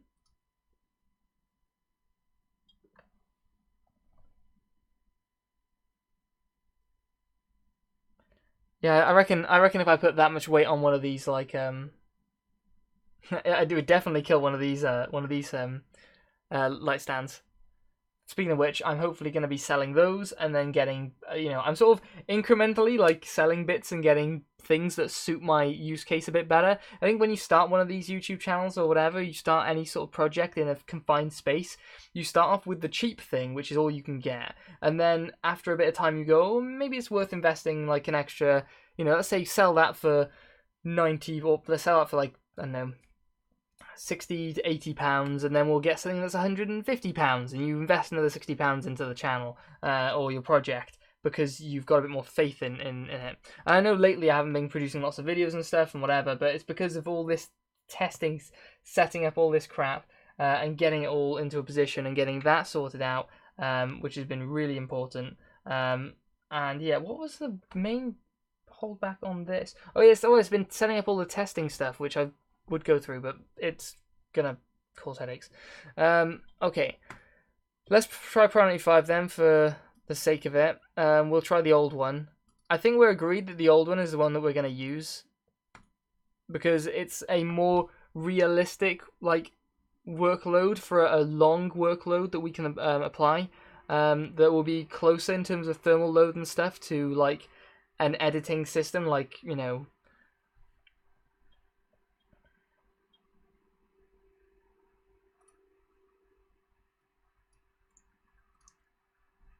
reset max mins. 92. 93.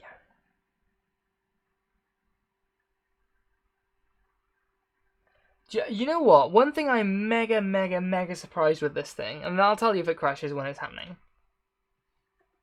Look at how much or how little space there is around here to actually shift air out of.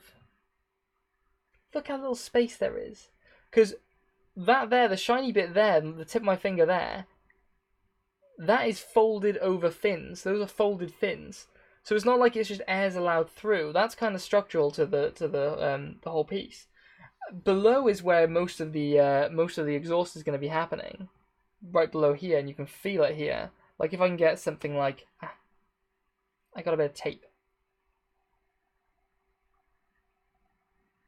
You can see there that that's where the. In fact, if I face it the way up, then you can see. Yeah, you can see it's like way down there. So that's where most of the air exhaust is happening. Up here, it's like minimal. So I'm surprised that. Oh yeah. And there's another part that I'm sorry if I'm giving any nausea. There's no airflow going this way because the fins are in this direction. So this is the most optimal way to do it because you've got all that space below for the air to come out. If you flipped it the other way around, you'd have RAM right over here, and you'd have this VRM heatsink over here, just completely screwing you over. So yeah. One thing that I have been doing over the last like few weeks, whatever, is I have been like just listening and looking into a bit more with motherboards and like VRM stuff. Just because I need to have a little bit more knowledge. Just because I do need to have a little bit more knowledge on this sort of stuff. So Yeah, collecting error info, incompetence. But yeah, just because I do need some more knowledge on this stuff when explaining, especially explaining thermally stuff.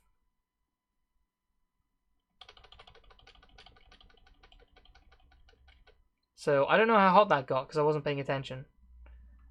So, okay. Clearly, we can't even pass that test. So maybe we need to knock the clock down to 4.5 and knock the voltage down to 1.28, and we'll see where we sit there. Because we needed more voltage to make it stable for 4.6, and we were at 1.28 then. So if we knock it down and then go back to 1.28, then yeah, that should be good. And we it's like even if it did work at like 1.29, then we do want tolerance anyway. So I'd have to test this a few times to see if it was even like stable. 1.28 volts, and why did I go straight past the multiplier, which is there? 45. We give this a shot. And yes, 1.28, 45. See where that sits. Oh. So yeah. So anyway, when we're at the when I'm at the stage of I've got this set up, then I am pretty much ready to do testing on all sorts of things, and I will reevaluate very quickly certain things. I do know the D9L is just an absolute killer of a performer. This L9i is a beast for such a small cooler, and I have the L9X65 as well as a middleman between the two. So I'm definitely keeping those. It's funny because I tested so many coolers, and it's just, and I'm not that much of a fan of Noctua because I don't like the way that they, for years and years and years, just completely ignored their a lot of their customers, saying they wanted, a black plastic fan. And it got to a point where there's people complaining at me when I'm saying that I'm fed up of brown fans with Noctua fans, and especially with my painting video, I'm painting the fan, having a go at me, saying that saying that it's more complicated than just changing there's a lot of things that need to go on into changing the color of the plastic. It's like, okay, so they're gonna have to spend like the years and years and years developing different plastics when, Be Quiet and everyone had already done it. So I don't really like Noctua as a company in that regard. They just make very good products, and I can separate my opinion of how they run their business in that regard, because it's not like very egregious. It's just a personal opinion they had, and and the performance of their products. It's kind of like the whole issue with like Phil Fish and Fez. Is it Fez? I was gonna say Pez. I think it's Fez. And yeah, and he made a lot of stupid comments, but can you separate the guy's comments from the quality of his work? It's up to the individual, I guess. Anyway, I'm rambling about crap now. Benchmarks. How do I info? Just load your freaking things. I don't know why it's so hard. Right. Prime 5, clearly the most stressful one. We've passed. We need to go to 26.6. Swap FTs. Go. And I will be testing this. All the tests are going to be locked fan speeds, either locked at 100% or locked at a speed which I will define in my testing of the coolers individually on the test bench to suit an acoustic target. So it's not like I'll just be letting it ramp up and down, because that's a really stupid way of testing, in my opinion, because everything gets exponential when you let curves sit around within your methodology, just running around causing some sort of ruckus.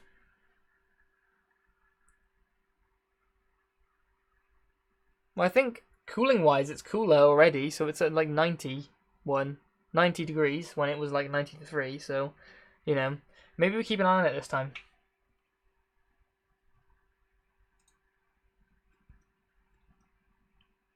Seven of y'all here. That's pretty cool. It's kind of like I kind of was thinking the other day about about live streams and like the initial people that jump into a live stream to watch. It's the kind of people who will be there in the first minute for a video. I kind of think that that's kind of comparable, because when you have a massive channel that does a live stream, you don't see those views live. You don't see the people watching live, like you do see a video over like a month or like a day. It's only the hardcore that will jump into that video in the 1 minute of it being live that actually, generally stick around and see lots of stuff, depending on, their time schedule and stuff. Time schedule? Their schedule. Or schedule. Whatever you say.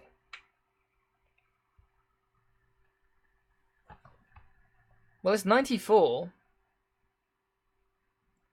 See, the one thing with air coolers, and even water coolers to some respect, you generally with water coolers in 10 minutes you can generally get most of, or within 5 you can get most of the thermal sort of at equilibrium to a certain degree, or it'll be not necessarily absolute equilibrium, which makes no sense. And time zones, yes. I'll read you the comment as well. I saw it pop up, I haven't read it yet.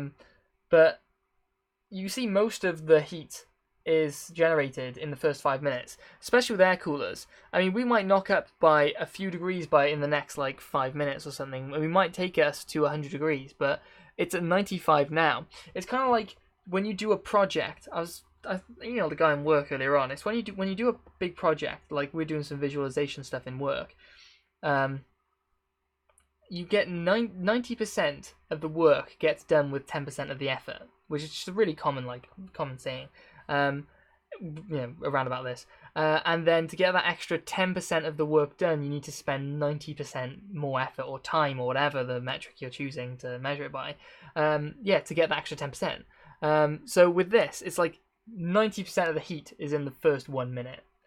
And then the extra 10% of the heat comes in the next 9 minutes, if you're doing a 10-minute test, of course.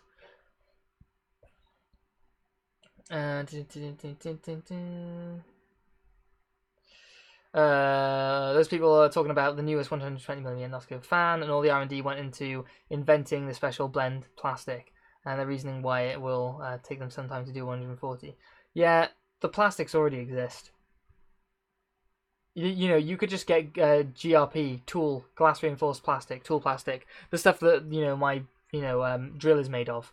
That'll do it. It's not particularly heavy. Glass reinforced plastic is quite light. It's very strong.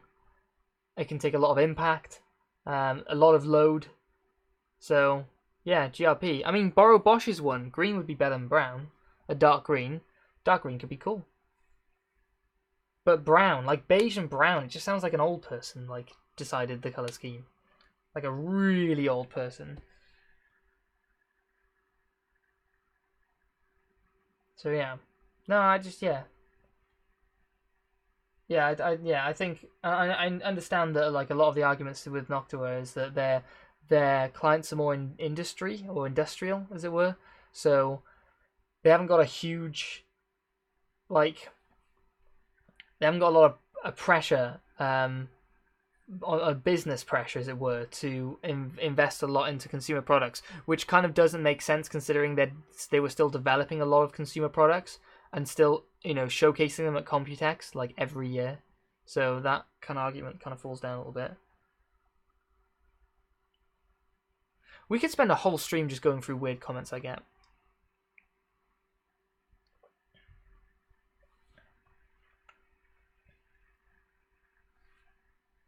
Yeah, there we go. Bosch Green. Yeah. Is that the official Bosch colors when they go the premium stuff is blue? I know they have two different ones, but green is like the home gamer, isn't it? 95 degrees still. 0 crashes. I'm pretty damn impressed with that. What's the VRM doing in terms of temp?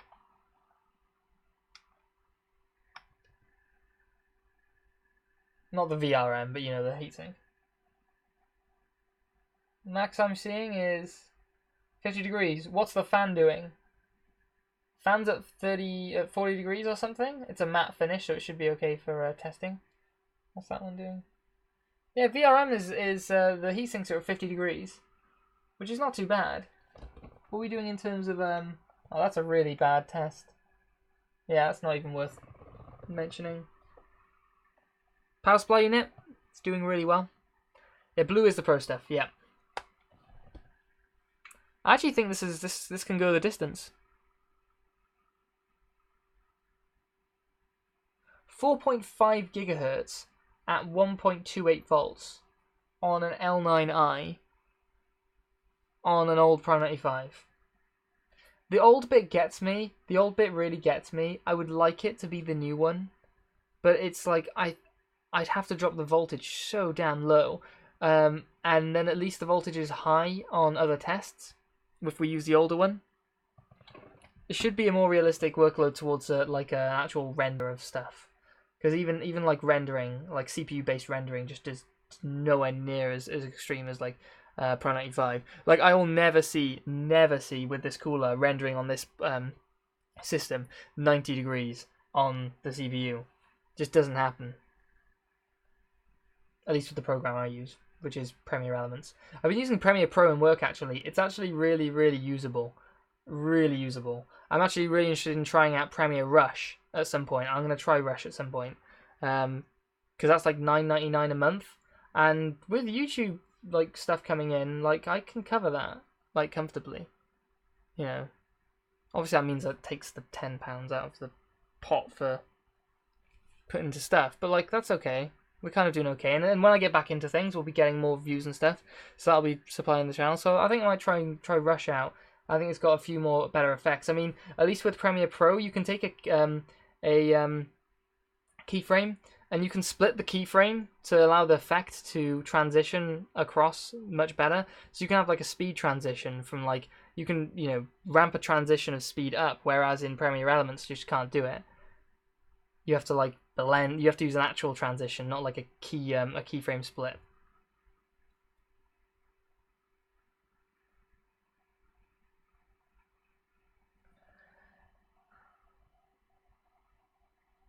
Yeah, 96 degrees.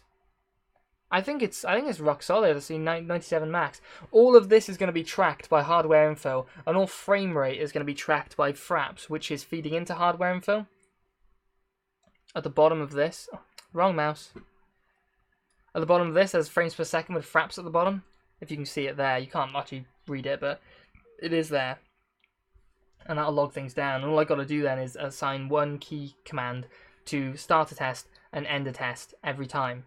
And then once I've got that, it's just a case of copying and pasting into a spreadsheet I made, which then averages a table out and gives me all the info. And then it's a copy and paste then into the main spreadsheet, which is all set up now. I just need to verify everything works. So I'm pretty much there. It took a while to develop that though, because I'm not that smart.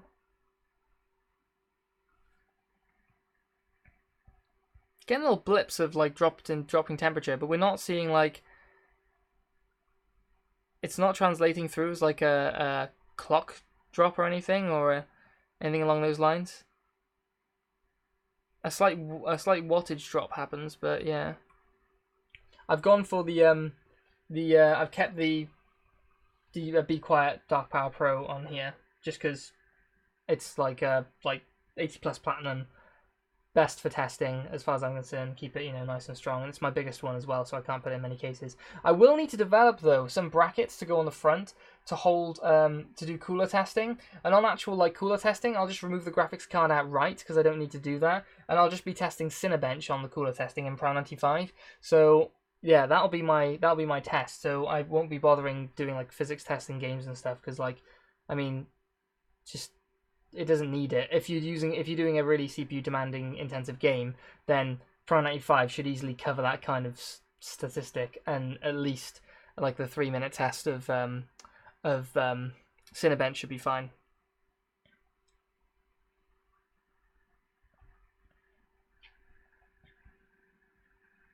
How long have we running this test? Start at 5 past. The hell, we've done 10 minutes. We've found a stable limit. Okay. Yeah.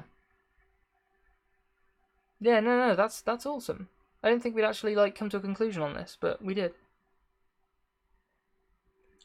I don't think it's worth trying to barter with 4 point. Oh, you can do 0.5. Can't you do 0.5 multipliers or something? I swear you could do something like that, but like it made it really unstable or something. I don't know. I'm not, not super clued up on this stuff. Oh, okay. Well, that's that. I don't need to push that anymore. So let's give the poor thing a break.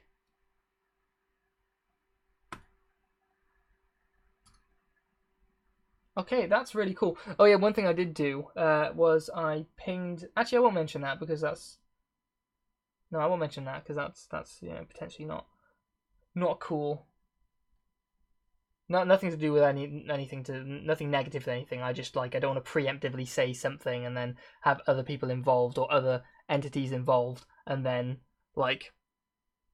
not have anything agreed and mention something. So I'm not going to say anything. But anyway, so I think that's kind of where we're at. I think that's it. I don't think I didn't actually think we'd find something like that because we've decided that the old Pro 95 is the way to go because it's closer to a more realistic full workload than than the new one. The new one just seems to be if you really want to screw yourself. Because there's the thing, right? There's a good point. If you test your system thermally for 24 hours, what used to be recommended, at least, yes, I will. Yeah, no, it's nothing. It's nothing. Nothing major. It's nothing major. It really isn't. It's an email I pinged out this morning, which I haven't had a response to. So it's not actually. It's kind of on par with I sent an email to Thermaltake to see if they'd send me a Core P1 and they didn't. So yeah, but I'm not going to go any further than that. Anyway. But if people do 24-hour tests, which was recommended and people recommend it now, with Pro 95 to ensure you have a thermally stable build and a stable CPU clock or setup, all settings, then or overclock, then if the mega hardcore AVX workload of the new one is way more hardcore than the older one, then yeah, then are you just kicking the crap out of your CPU with no actual benefit when you could actually build one more stably and test it with a slightly lesser intensive AVX workload and then actually get more performance out of it for the things you're actually going to use it for. I think the best test for anything is actually to test the damn thing with whatever you're working with. I don't think Pro 95 is necessarily a really super good idea for testing your thermal performance, because if you're not actually going to push the system to beyond breaking point, then there's no point. Makes sense on a certain level if you're going to push, but if you're not going to push, then if you're going to play games and put the CPU under I don't know 50% load, then hell, you may as well push the clock up, get that extra performance to get the speed. Anyways, I think I'm going to call it there, guys. Thank you so much for joining in and helping me out with that, because that's, that was 11-minute testing and we had good results, so I'm super happy with that. It's not the most exciting stream, of course, but it's just, some sort of relaxed thing that I can do rather than not doing something, just touching base with you guys. Content is coming.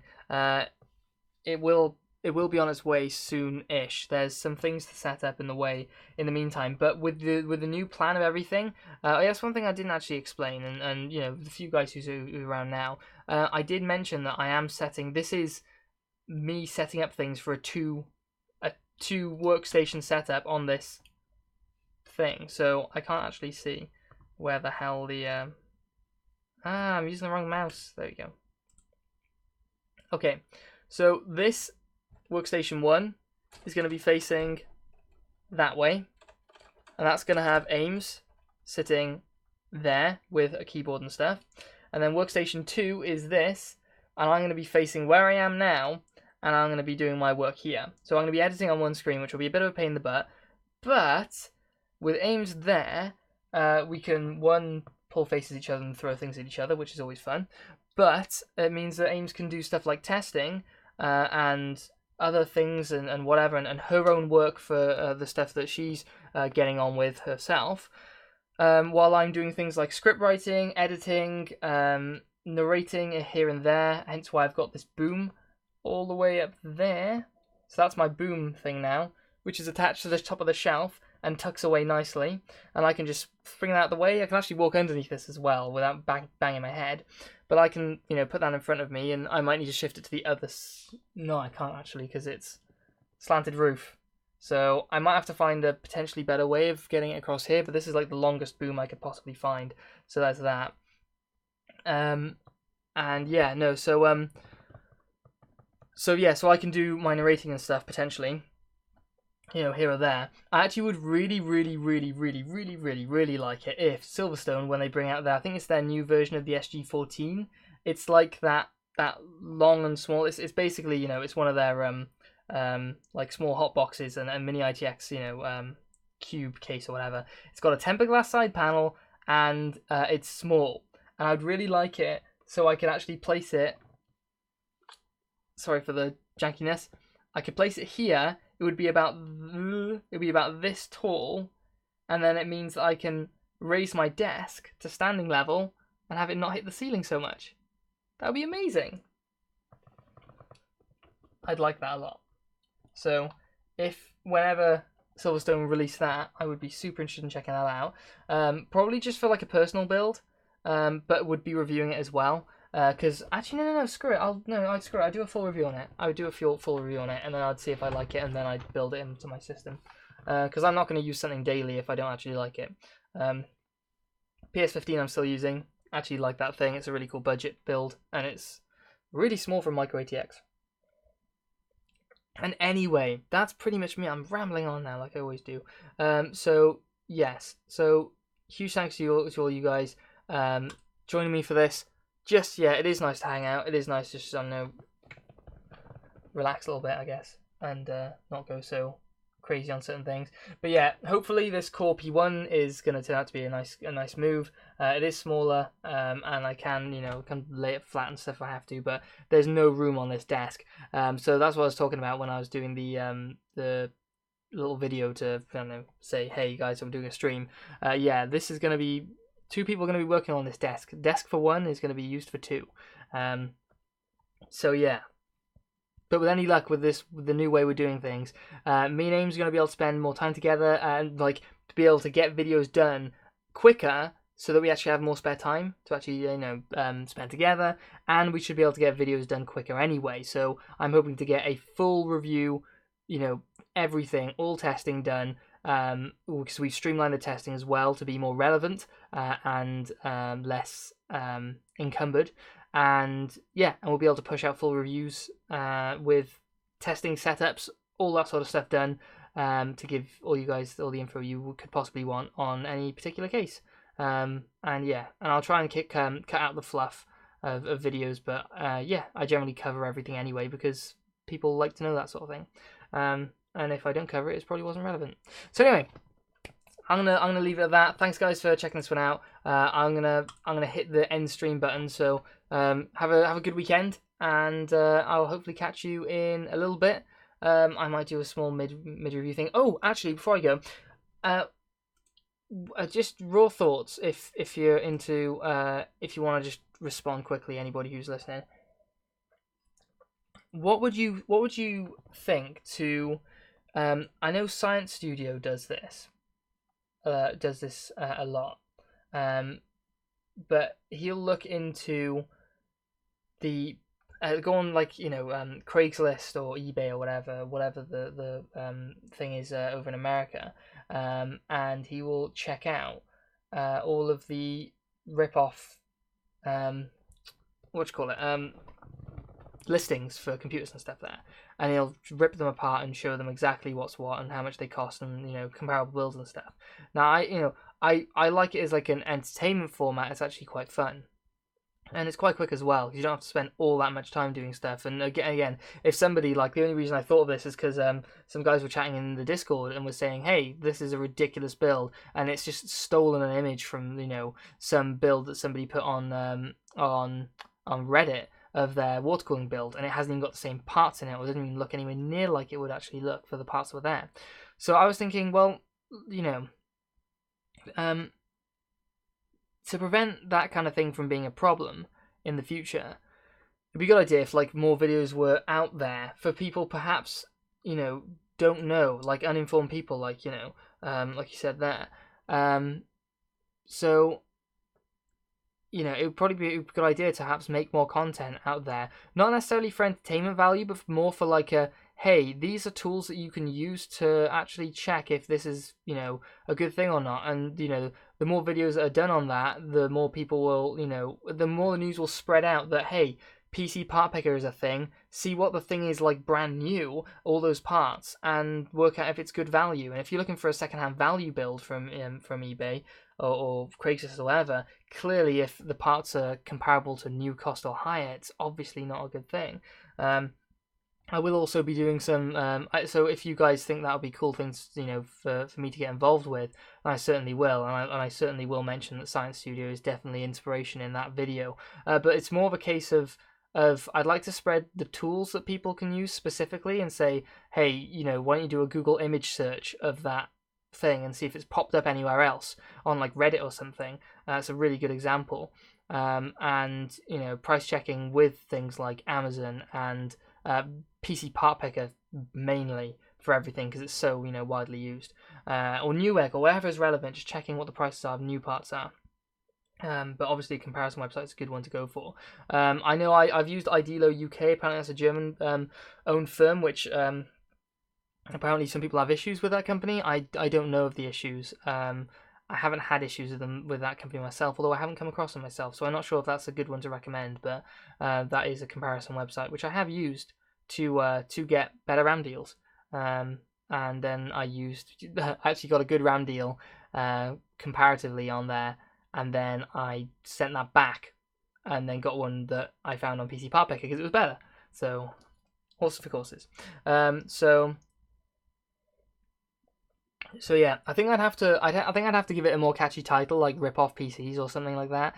And you know, and I'd probably want to make like some really terrible, acronym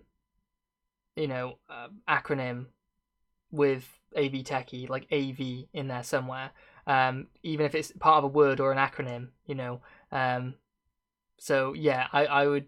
Yeah, I'll probably think about that a little bit. But anyway, so I'm thinking of doing that, and that'll be a really quick way of making content. So sometimes if something's become a lot more demanding and difficult than I expected it to be, if there's some other random crap happening that I need to sort out at a particular time, then there's a backup. So just like, yeah, that's just a thing, just to spread out an idea to you know, the few that are, you know, hang on to the end of the live stream, just to, you know, let you guys hear what's coming up, I guess. So yeah, I'm gonna leave it there. I mean, that's been like just over 2 hours. So I hope you enjoyed it, guys, and I will catch you at some point in the nearest future.